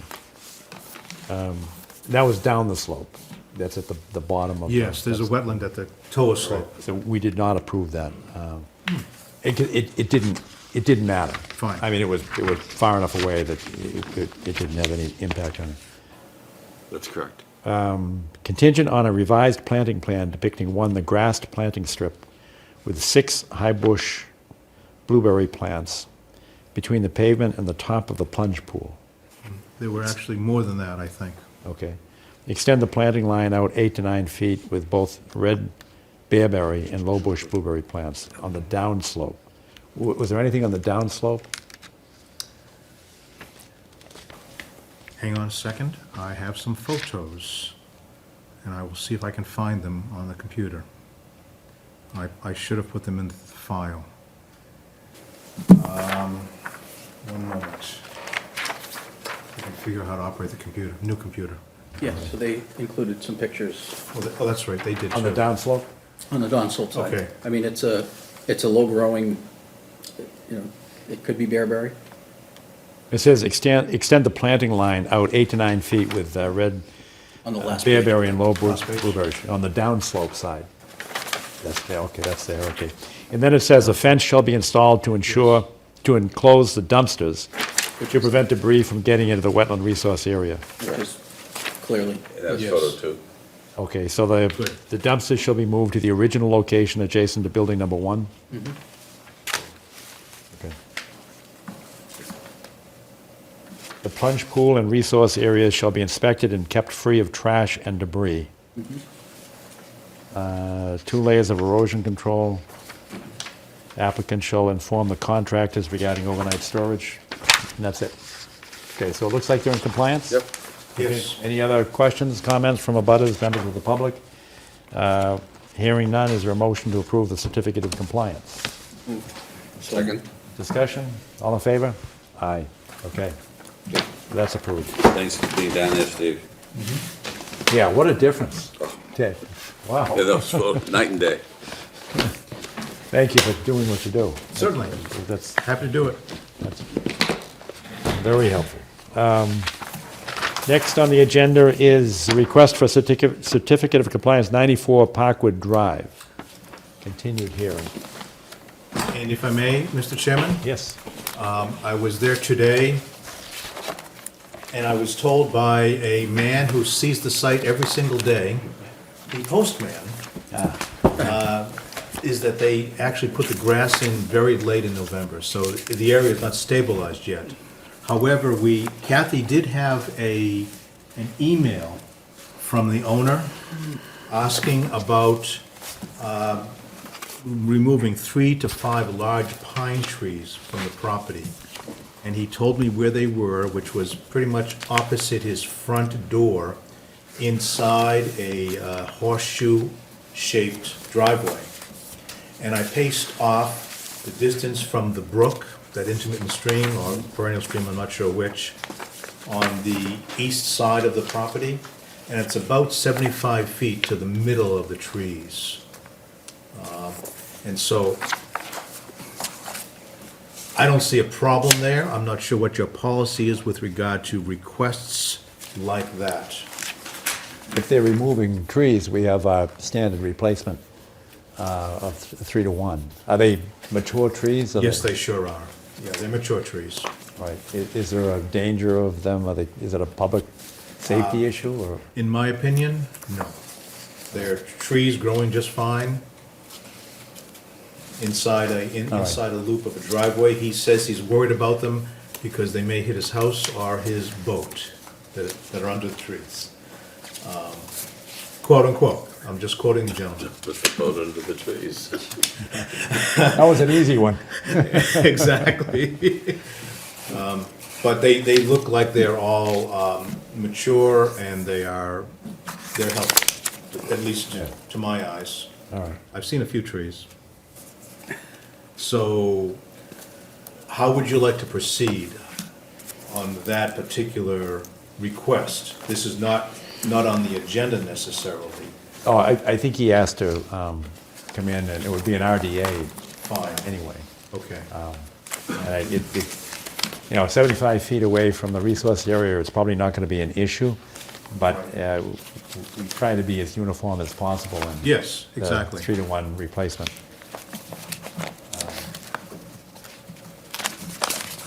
And what we've got here, this is, the original notice of intent was for a new septic system. That's correct. On the west side of the existing single-family residence. So for that, we do have the certificate of compliance, I shouldn't call it that, the letter from the civil engineer, George Collins. Yes. And he says, I have inspected the above site and found it to be in substantial compliance with the approved plans. Except for stabilization of the soil. Right, and that's, Which he really can't address until, hopefully real soon, with regard to weather. well, is anybody aware of whether or not there's time pressure?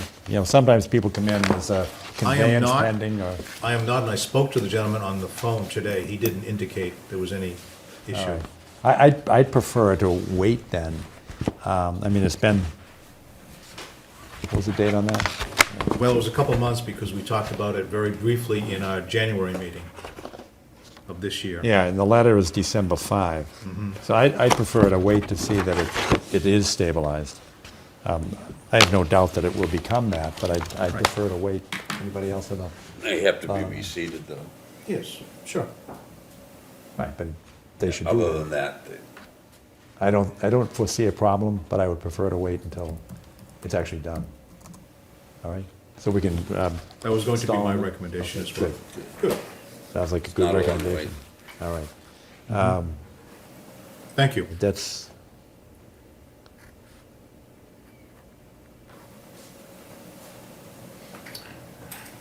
The next item is number 9, request for certificate of compliance, 610 Brush Hill Road.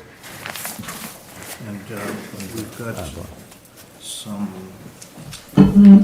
graphics from Mr. Hennigan just tonight. He handed it to me before the meeting tonight. Thank you. Oh, great, thank you. Sure. You might want to put the rest in the file. Yeah, okay.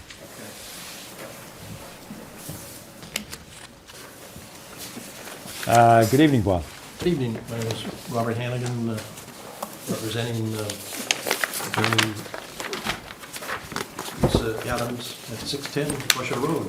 A couple of items that needed to be shown on the plan that you had requested, the children's play area, and also one photograph of that, which I provided, and then some yard lights that were scattered around. I have a photograph of one of those, and there are 10 of them. There's 3 by the hot tub area. There's 3 more beside the deck, closer to the 100-foot buffer. And then there's 4 between the level spreader and the children's play area.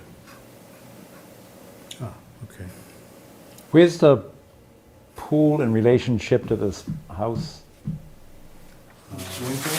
Yeah. It's south. South, right?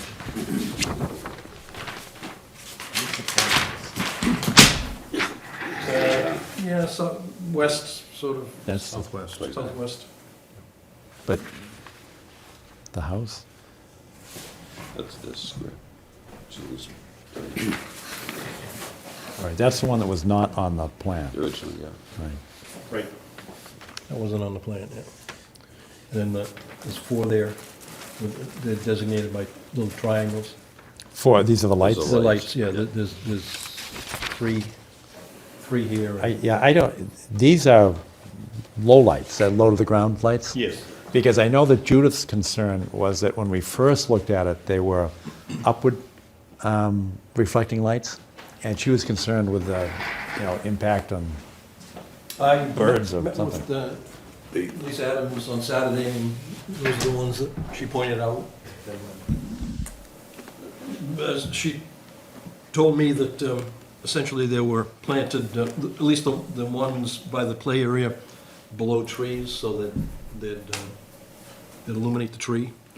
These are also. That was Judith's concern, that they were going up, but this picture seems to be going Yeah, I down. mean, so that's. So some of them are up and some of them are down. What's that?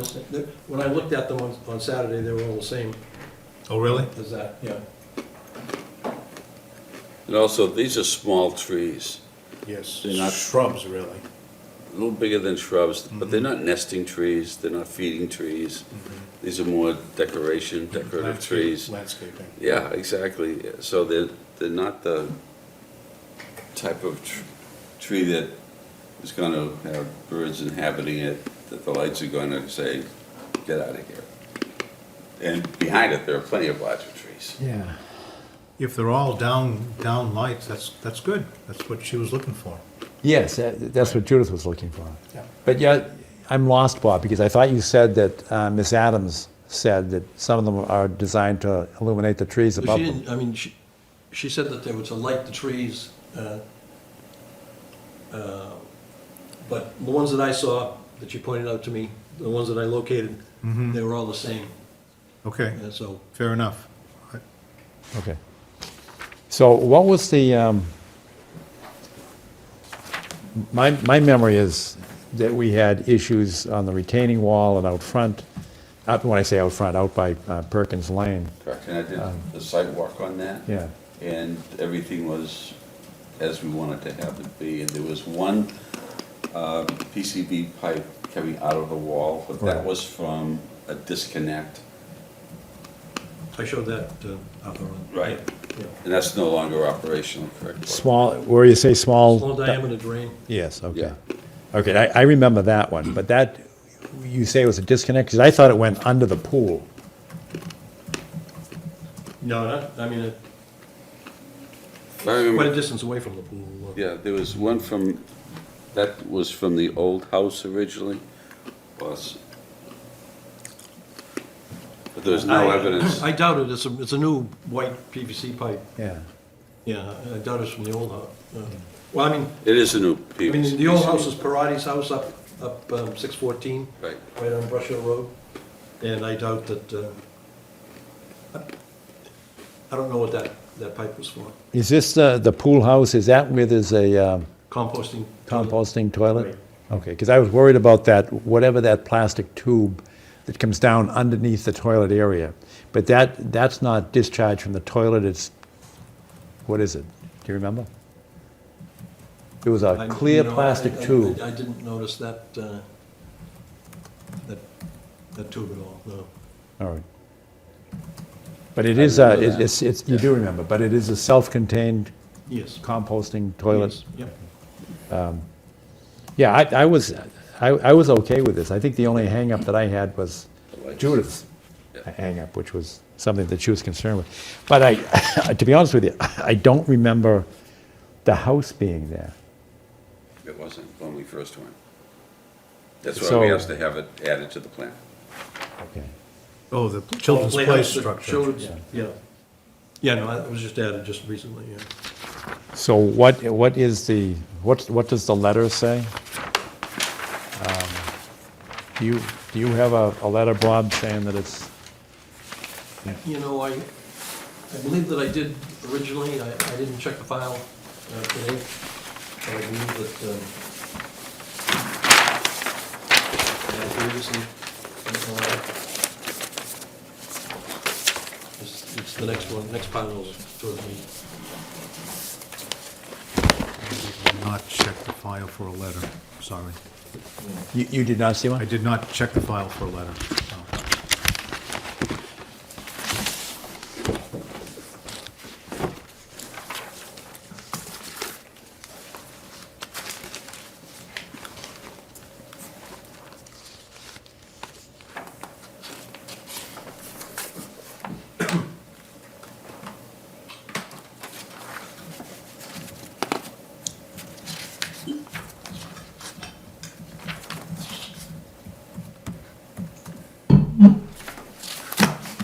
Had you made the application a while ago, Bob? Quite some time ago, yeah. Okay.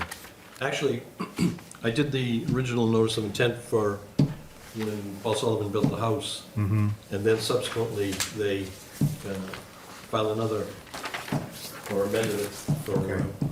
for the pool and grading and the rear and the wall and all that. He's likely to do that, amend. Well, actually, this was the pool, I think the landscape architect, they used his plan, Okay. so I wasn't involved in that at all. Mm-hmm. I hear you. Yeah.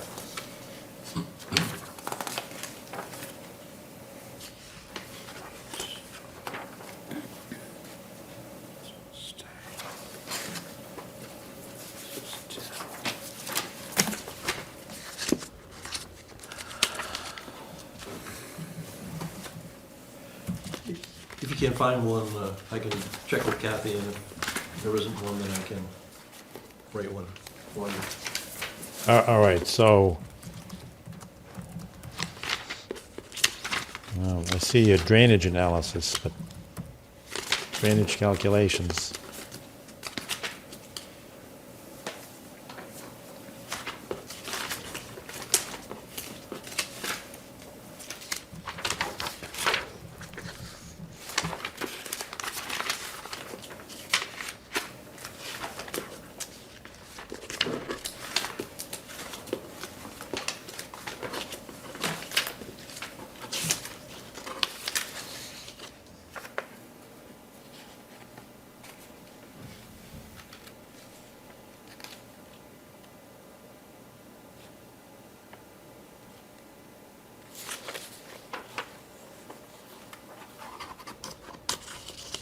You may want to take a look at the special conditions.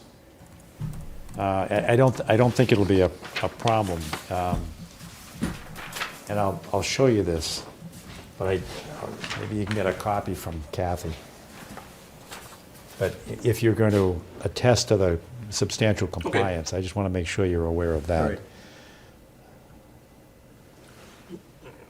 43 through 51. Yeah. All right. Okay. All right. Good.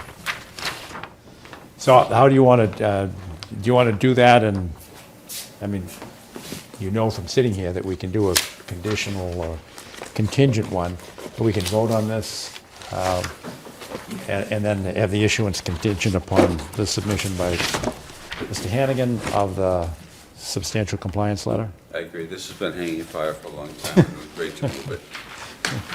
So I would move accordingly. All right, and that is to issue the certificate of compliance contingent upon the letter from Mr. Hannigan. Correct. Second. All in favor? Okay. Very good. Good to go, Mitch. All right, Thank thank you, you. Enforcement order, 1421 Canton Avenue. Steve, did you have a chance to take a look at that? I did, and I even created a memo, printed it out, and it's not here. But I have it on the computer. Oh, good. All It right. didn't Okay. disappear. All right. Right. So let me tell you what I found. I went out and spoke with Mrs. Martin on the site at 1421 Canton. It appears to be a two-family residence there, FYI. This is the memo, right? Oh, yes.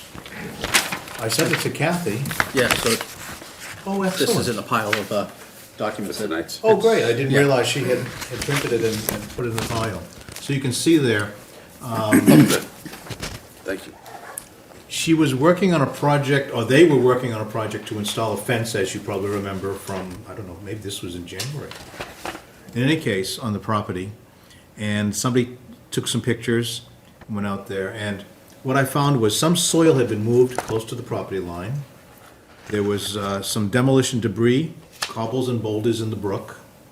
A couple of spruce trees, she thought they were hemlocks, but they're actually spruce, had been blown over, but both root stalks of those large mature spruce trees are in the neighbor's yard. Are they buttressed? Is that? I'm Are sorry? they buttressed? Oh, yeah, but Yeah, they must be. they're, pretty much, because they're only a few feet from the brook. Okay, but in any case, so they're hanging over the brook and part of the yard, et cetera, et cetera. She wants to cut them all out of there. Of course. There was she had a complaint about somebody else having some brush pile, a leaf pile along the brook, down gradient, 2 properties. I saw that. And she said one of the reasons for the work by the stream was to remove stinging nettle, which I didn't see, but it's a herbaceous plant. But what I did see, there's a field area on which the house is perched. Then there's a slope that drops down about 6 feet to the original slope by the brook. And in that original elevation, there's a lot of purple loosestrife plants and water at the surface, just FYI. In any case, there's a double row of spruce and eastern white pine along the brook, parallel to the brook. And my suggestions are to get the demolition debris and cobbles out of there. Take some of the soil out. Take the limbs and trunks. Take the soil out that was That was dumped. deposited there? Non-native. That's right, not native, next to the brook. Limb the trees that are overhanging the brook on her property, on the 1421 property. And if she wants to put a fence in, file a notice of intent. I think it would also be appropriate to ask to try to stabilize the bank. Stabilize the bank itself, yeah. Which would require submission of a plan. Yeah, but, Have you seen the bank? Have you? Nope. But just in the pictures, it looks very undercut. Yes, it is. In It poor is. shape, and Yeah. it's not clear, based on the amount of information that's been provided, whether the actions have contributed to the condition of the bank. yeah, okay, that's what I was gonna say, because if it's a natural deterioration of the bank, stabilizing the bank could be pretty expensive if you have to put in riprap and, some kind of retaining wall or something like that. So that if it's a natural process, I'm not sure of our authority to have her go in and fix what nature has done. But if Understood. she or the homeowners or the persons residing there were responsible for the deterioration, then of course I would agree 100%. So maybe a site walk, I mean, were they, do you know, Steve, if they were asked to come in tonight? I do not know. I mean, She knew that in the enforcement order, it was going on tonight. I said our next meeting is, and I will be making my recommendations to you tonight. All right. And I think she and Kathy had some other discussion, so I don't know, I'm not party to that All right. discussion. But now I'm a little bit confused. You went to see her about the enforcement order against her, and she said, oh, look at what the neighbors are doing as well? Yes. Okay. It sounds like an excellent relationship, but if there's. Right. If there's, you know, I think we respond to what we are What we notified of. have, yeah. Of course. So is this one of the old carriage houses? Yes. Yes, it's directly across the street from a beautiful entryway. Yeah. But I So- thought didn't we go up there? The videos This is that the were old barn. provided, What's- the videos that were provided do not seem consistent with what the statement that, Oh, really? yeah. I haven't seen any videos. So What's that was in the part of video? what Kathy emailed in the original notification. There were some, The trees, the big trees just came down in the storms. yeah, so, These trees in the photos came down?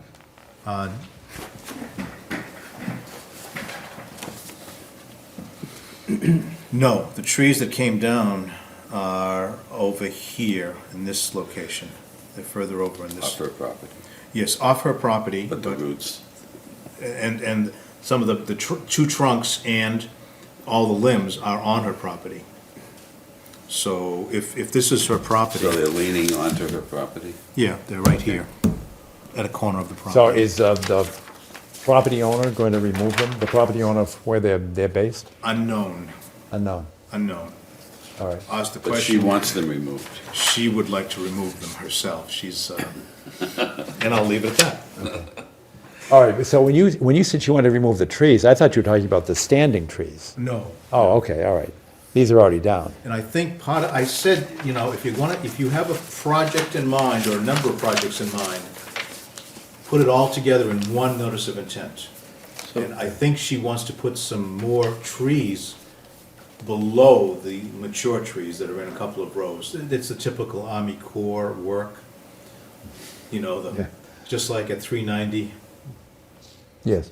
you know, I mean, 2 rows of trees, 40 years ago. Okay. Or whatever it was, 50 years ago. so this is why I'm suggesting, is based on the pictures provided here, it looks like there's freshly exposed soil, which are now, which, based on the. That's dump soil, that's not, Exactly, and so that's contributing to exposing roots through here. It looks to be destabilizing, especially if that debris is also non-native that was added. That could further contribute to the degradation of the bank in this area. In But addition. why would you add debris? I mean, what would be the purpose of adding debris into the stream? So I'm guess not sure. Some of it's demolition debris. What's that? I believe it's, prevent falling and paying for that. yeah, Yeah. I don't want to make assumptions, but it seems to me that is throwing it in the stream to avoid having to deal with it properly. Yes, some of it is concrete, obviously demolition debris. Oh. Oh, I didn't know. I thought it Yes. looked like, you know. It's pretty loam. simple. Yeah, it's pretty simple. I saw it. Come on, get it out of there. That's Yeah, all. and so in the That's all. process of getting it out, again, you know, there's a concern because of the proximity to the trees and, you know, it's gonna do further damage to the bank. The bank should be restored, wouldn't need riprap to do that though. No, Well, yeah, but if construction debris is being dumped in there, then yes, That is that's the not ground. Mother Nature. Okay. exactly, and that's All my right. point. So, That's not stone. However, I will say that, you know, we've had some Oh, geez. really big storms recently Yeah. that might have impacted the bank itself. Understood. But the demolition debris in the stream might have taken and rerouted water to impact the bank even further. That's the issue, I think, and I think you're getting to that, Hans. and the pictures of the gentlemen that are here with a wheelbarrow, I mean, the implication is that they're So dumping stuff. the videos that were provided in the email Yeah. show them those same individuals dumping the material in the stream. Oh. Yeah, Okay. I didn't see that. Yeah. Okay. I didn't see them either, but Kathy told me about it. All right. So that was provided in the email notification for the actual Enforcement order? enforcement order. And what's the date of that? I will give you one sec. The enforcement order is the 1st of March, actually, this enforcement order.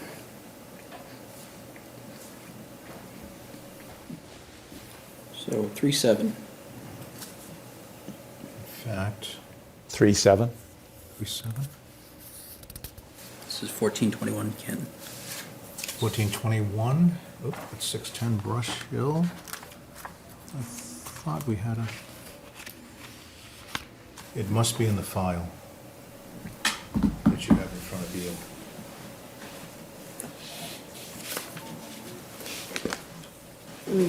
And maybe it's on the front of the file itself, because I just did that tonight. I put down I'm enforcement sorry, order dates. 3-2. Yeah, I have it as 01 March. Yeah. Do you have it there, John? Kathy puts it on the front of the file. Oh, I'm sorry. It's EO. Yeah, enforcement order, July 15th, 2009, and then another one, the March prior 1st, one. 2018. Right. Okay. I don't remember the one in '09. But I do remember being inside the house. I thought a chef had purchased it. Isn't this the old? Here we go, here's the barn? enforcement order. I've got a copy here. Okay, I have found one. Would you like me to read the extent and type of activity? Or do you have a copy there? I think I'm reading the same thing. Okay. I observed the following items at the site. Some soil had been moved from the easterly property line to the brook bank. Is that what you're reading? This is your memo. Oh, no, I'm reading the enforcement order itself. Oh, okay. Activity has been conducted within a resource area subject to a Town of Milton bylaw, plus MGL 131, Section 40, without approval from the Conservation Commission. A significant amount of debris has been dumped into the brook on the property within a resource area. And then she goes on to say, no work shall be performed in jurisdictional area without the Conservation Commission approval. And that's what I extended to the owner. I suggested a notice of intent for the work, any and all work.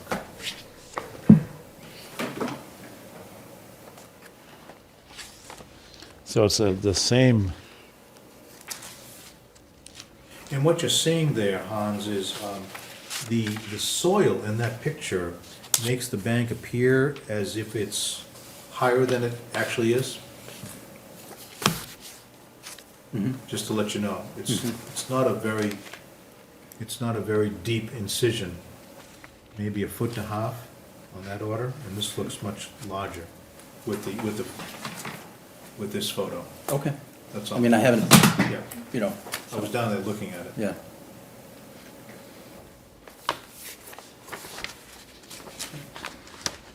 But we don't know what's behind the soil either. Could be, could be an area that was washed out because of the demolition debris dropped in. That's all. So the additional concern is that there is a prior enforcement order. Yeah. So, Same person. so essentially, they should know better, I think so. which is, Phil wanted. Call, oh my word. And they're dumping Phil. This is a 2009 order. Oh, gee. Did you see this? Oh, gee. Phil wanted. So will fill the wetlands. All right, so do we need a site visit on this? And, because this, I would feel very comfortable with that. We sort of owe it to ourselves. I think so. I'd like to see it. yeah, I think we're due an explanation. Yeah. All right. Can you put that on the, are you keeping track of these? I am. Sidewalks? All I right, am. so for Kathy to set it up, so we, Yep. I think on the 7th of April, we can have a visit there, but I think we ought to send a letter to Ms. Martin and say, A, we're going to be there on the 7th, and B, you need to be at Town Hall on the 10th, at our regularly scheduled meeting, to provide an explanation as to what you've done and to discuss remedial activities. Got it. All right, good. So that takes care of number 10. Number 11 on the list is forest cutting plan, 437 Hillside Street. Yes, Can you explain that one? I'd be happy to. I spoke to Phil Benjamin and I almost spoke to Joe Perry, who is the DCR forester. Turns out that the forest cutting practices excludes anybody who's cutting over a certain number of board feet and/or 50 cords of wood on a property that has an approved forest management plan from the Conservation Commission process entirely. So does this meet that criteria? Well, that's what I started investigating. And there's a forest management plan that has been submitted to DCR. And Phil said to me that I asked them when they were planning to go out. Because my mentor, Alexander Dawson, wrote in the MAC's handbook that often conservation commissions have to respond quickly to notification of these plans. In this case, they can't do any work until low water season, dry season, because there's a couple of, at least one intermittent stream they have to cross. So he said that they're planning to do the work in early June of this year. And I said, aha. I think they wrote in wiggle room on that. Pardon? I think they wrote in some wiggle room on that. If I'm not I'm pretty sure it said the 1st of June. I had to ask Phil, how do you do your numbering system? Do you do it day, month, year, or month, day, year? And he said day, month, year. And so if you look at the plan, the cutting plan, the proposed start date is 06/01/18. I'm sorry. Just looking at It's opposite. It was month, day, year. So that was his start date, which was June 1st. And so I said to him, our responsibility is to make sure that we think that you outline the location of the wetlands properly. Where do you think the wetlands are? And there's a plan here that shows his interpretation of wetland locations. On page 5 of 5, forest stand map, Chestnut Run, if you can find that in the file. And it's the area that is to the top of the page. Outside the ST, or the stand numbers. You see the stand numbers in? Yes. In ovals? It's the area to the top of the page, and you can see where he's drawn in intermittent streams in that wetland area. So I said, Phil, I will be happy to go out with you, and we'll take a look and see how well you did on your drawing of the wetland location. And I'll compare it also to soils, the NRCS soils map in ArcGIS, as well as the DEP wetlands line as well, when we go out in hopefully late May. So he's agreed to, Oh, absolutely. Oh, yeah. Phil and I have known each other for about 25 years. okay. Yeah, and I've never known him to not do things the right way, which is a good thing, Yeah, it is. a very good thing. So, But to date, DCR has not yet approved the plan. That's correct. so then how can they assert that it's consistent with a long-term management plan that doesn't? They're still waiting for approval. They're just waiting for an approval from DCR. Okay. That's all. And they have to have it before they go in. And that's our responsibility to check they have it approved. I first started working with them when I was with the MDC many years ago. But go back to the very beginning of your presentation there. You said that they are exempt from Wetlands Protection Act monitoring As under forestry practice. under forestry practice, but only if they're removing A certain number of yes, and the 200 feet, they're removing, I'm sorry, I had, do I have that? counterintuitive to me, because it sounded like you came in with a very high number of It board was feet. a high number, it was a high number. In fact, here we go. The more they take out, the less supervision they have. Is that? No, right? the more they take out, the more supervision.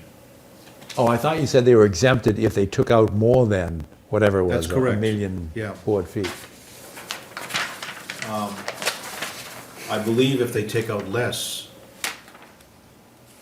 well, I don't know. I don't know the answer to that question, Okay. okay? They can put in temporary bridges under a forest cutting plan. I'm looking at the MACC details right now.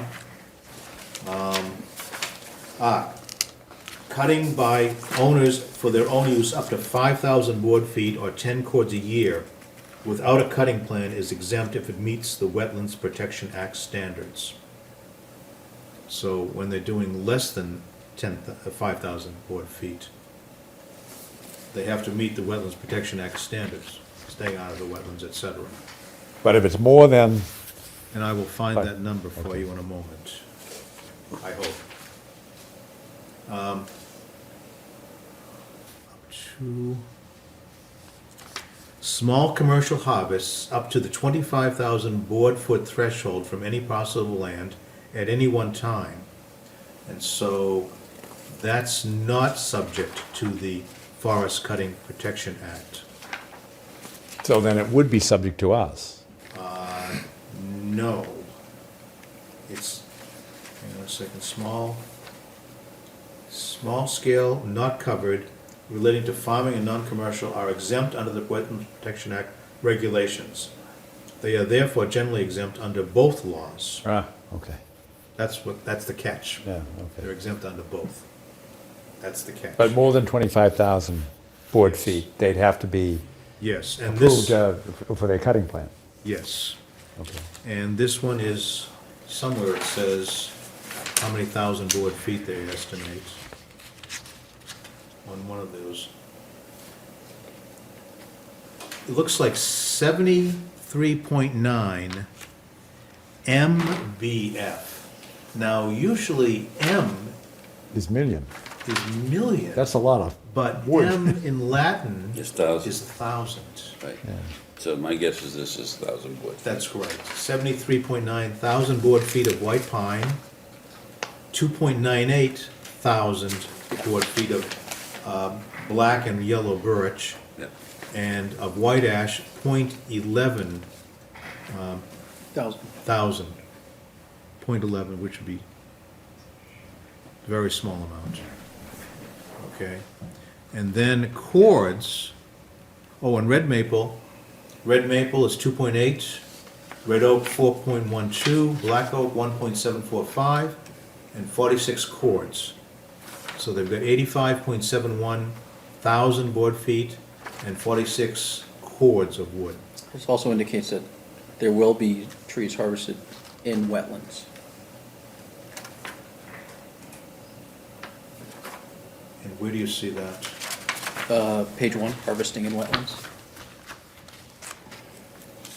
I'll be darned.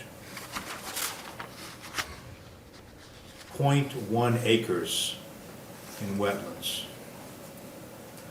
43,560 times 10%, 435, right? So it's a couple trees, but, Yeah. the question, Why? how, Yeah, why? what do you gotta do to get there? Right. So, but, Yeah. Where are you? Page 1. Thank you for finding that. That's it, you're on it, John. I'm on it, yeah.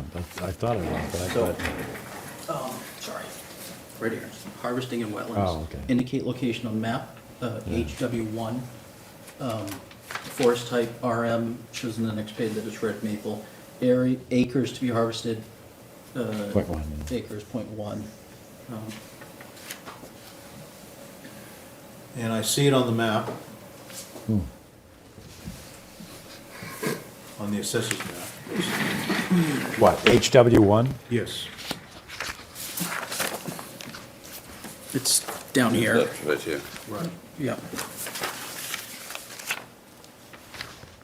Or is it more than one location? There's two locations Two marked locations. as Yeah, HW1. Two locations. And down here too, John. Yeah, I see them both.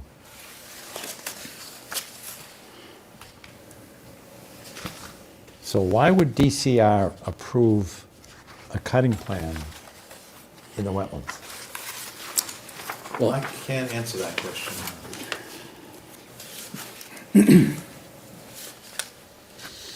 Does DCR They do. accept amicus briefs? I- Good question. I know they do some cutting in the wetlands around Quabbin. Yeah, I do know that. okay.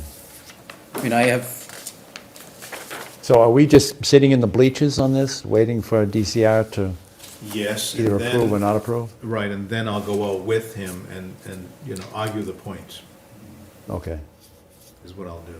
I will argue the point. okay. Is it easy to get here? Why do you need to cut these particular red maples down? A tenth So- of an acre is a very small piece of land. well, Yes. that's for the, yeah, That's for the, the actual direct wetland impact. right, But outside of that, there's larger areas. right. The biggest piece- Adjacent to the wetlands. Yeah, the, Right. to me, this paints a picture that although this is an initial application for a long-term management plan, it's being sold as an area that's been under management for many years. Although, And I don't know if that's true or not. yeah, and so I don't know if this is, I have questions whether this is being pencil whipped to try and skirt under requirements or not. And it'd be interesting to see if, What's in the file? and what level of review DCR is doing to confirm that. Right. I can certainly make the call. Mr. Perry is the DCR forester presently, and I had called him, and he was busy at the moment, and I said, I'll call him back. And this was last week. And then I got to Phil, spoke with him. All right, do we have a file on this? I believe you have it as a manila file right there, manila folder. Is that correct? That's 123 Granite No, Avenue. the 437 Hillside, not the one Right there, there. yes. Okay. Oops.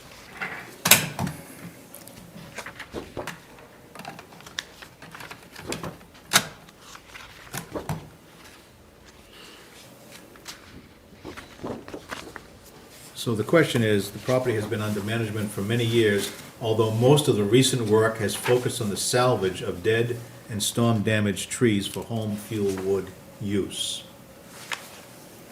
So the question is, what is the date of the last management plan? That's really the question to ask. So to me, this is being presented more as a short-term harvest as opposed to a long-term forest management plan. Right. Yeah, And this- I know they're measuring board feet, but are they actually sending this to a mill to make boards out of it? Or is it just all getting cut up into So- cordwood for firewood? So the forest cutting plan is they're looking for value of Right. the wood in Exactly. itself, whether it's for whatever purpose, but. So you know, some of it's cordwood, and some of it sounds like they're going to mills. That's what it sounds like to me. All right. So it looks like you're on the trail of an investigation to find out what's going on. Indeed. Because this is Roger Gregg's land, and he was sort of a committed environmentalist. Yes, but it's not, it's Not him now. Gorham Gregg, and a woman's name as well. His progeny, perhaps? Yeah. This is right next to where Ellen Anderson used to live, I Yes, believe, yeah, right? yes. Yeah, Exactly. yeah. And so Oh, it's- sorry, Sarah Gorham and William F.G. F.G. Gregg. Gregg and Andrew Gregg. So it's possible this is completely legitimate. It's just, I think Sure. it's worthwhile to get a little bit Find more out, yeah. information. Oh, yeah, absolutely. I will All right, good. investigate. All right, thank Take you. that as an action item, how's that? Perfect. All right, then we're up to additional business. I have none. Anything, anybody? You do? Kathy does. Good, okay. A couple of things. We have a proposed gas main relay project. dated February 28th, Squantum, Antwerp, and Berlin, 3,345 linear feet of existing gas lines they're gonna replace. Right. Just letting you know that. And there's work that's been ongoing there for 2 to 3 years. That's correct. On an intermittent basis. They've Right. had severe gas leaks there. Yes, they sure have. And they're, just for your information and the public's information,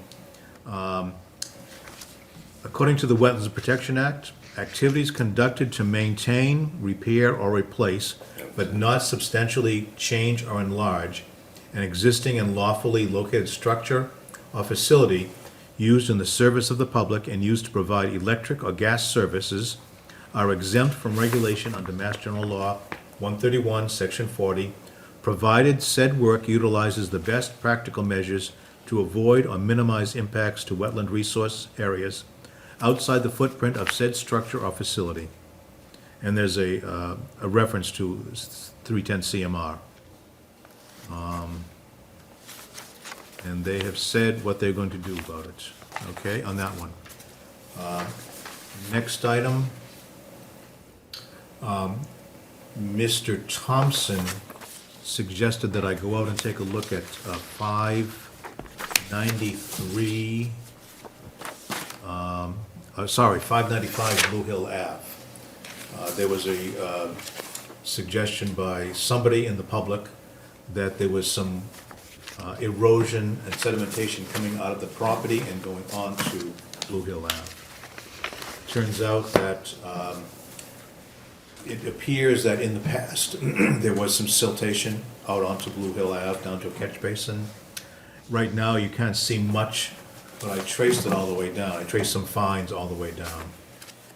Suggestion, I wrote back to Mr. Thompson today that I suggest that somebody put in some erosion controls on the property. Okay, so that's other business. That just came into me. Where's 595 Blue Hill Avenue? What's, do you have a cross street?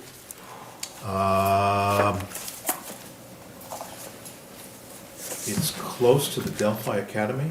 Oh, okay, I know where it is, yeah. It's close to that area. In fact, there's a, directly adjacent to that property is another road, private road that goes back, and I think 593 and 595 were developed at the same time.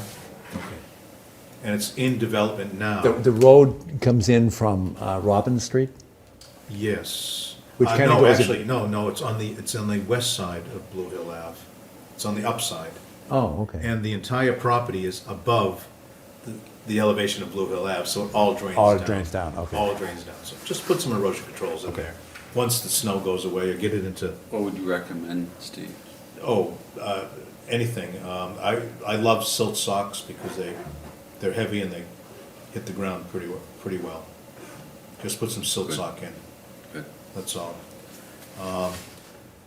Just a footnote, one of the things at the recent MAC conference that was very clear was increasing resistance to hay bales. Yes. Particularly because of the fact that invasives, the seed life of many invasives is 2 to 3 years. Yeah. And they get picked up in hay bales. Yeah, we've gone away from hay bales probably 3, 4, 5 years ago at the Naval Air Station because of that.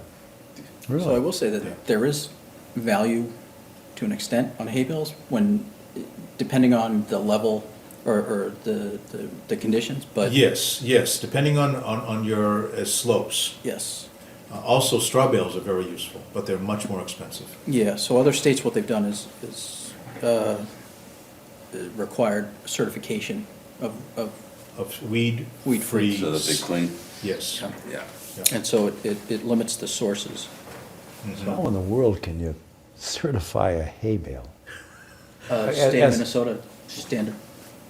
Yeah, but it's probably That's- easier that's the in only- other parts of the country than in the eastern seaboard. Yeah. Yes, I think I would agree. Because of the, I would suspect the weather, any coastal area is going to Right. be much more susceptible to invasives. Yeah. Last thing, we have from Corporate Environmental Advisors dated March 6th, there was a release, a fuel oil release at Milton Hospital. 92 Highland, AKA 199 Reedsdale Road. And basically, it was approximately 20 gallons of number 4 fuel oil, which is heating oil, on January 10th, 2018, at that location. And we're just informed. Why did it take them 2 months to, did they notify DEP? Oh, they have to. I know they, but I mean, did they notify them in January or in March? So that Usually it's a 24-hour notification. Right. could have even been a 2-hour notification, but Yeah. this could be a. So why are they notifying us 2 months later? I don't know. This includes the notification that the remedial action is complete, so. Yes. So it's confirming that not just the spill occurred, but also Remediation, yeah. that the cleanup is done. John's point is an interesting one, that we should have been notified as soon as it happened anyhow, as well as. This is to the town administrator first, and let me read one sentence. The permanent solution statement, PSS, documents that a condition of no significant risk of harm to human health, safety, public welfare, and the environment has been achieved for the subject release. I saw That's that, yes. exactly what you were talking about.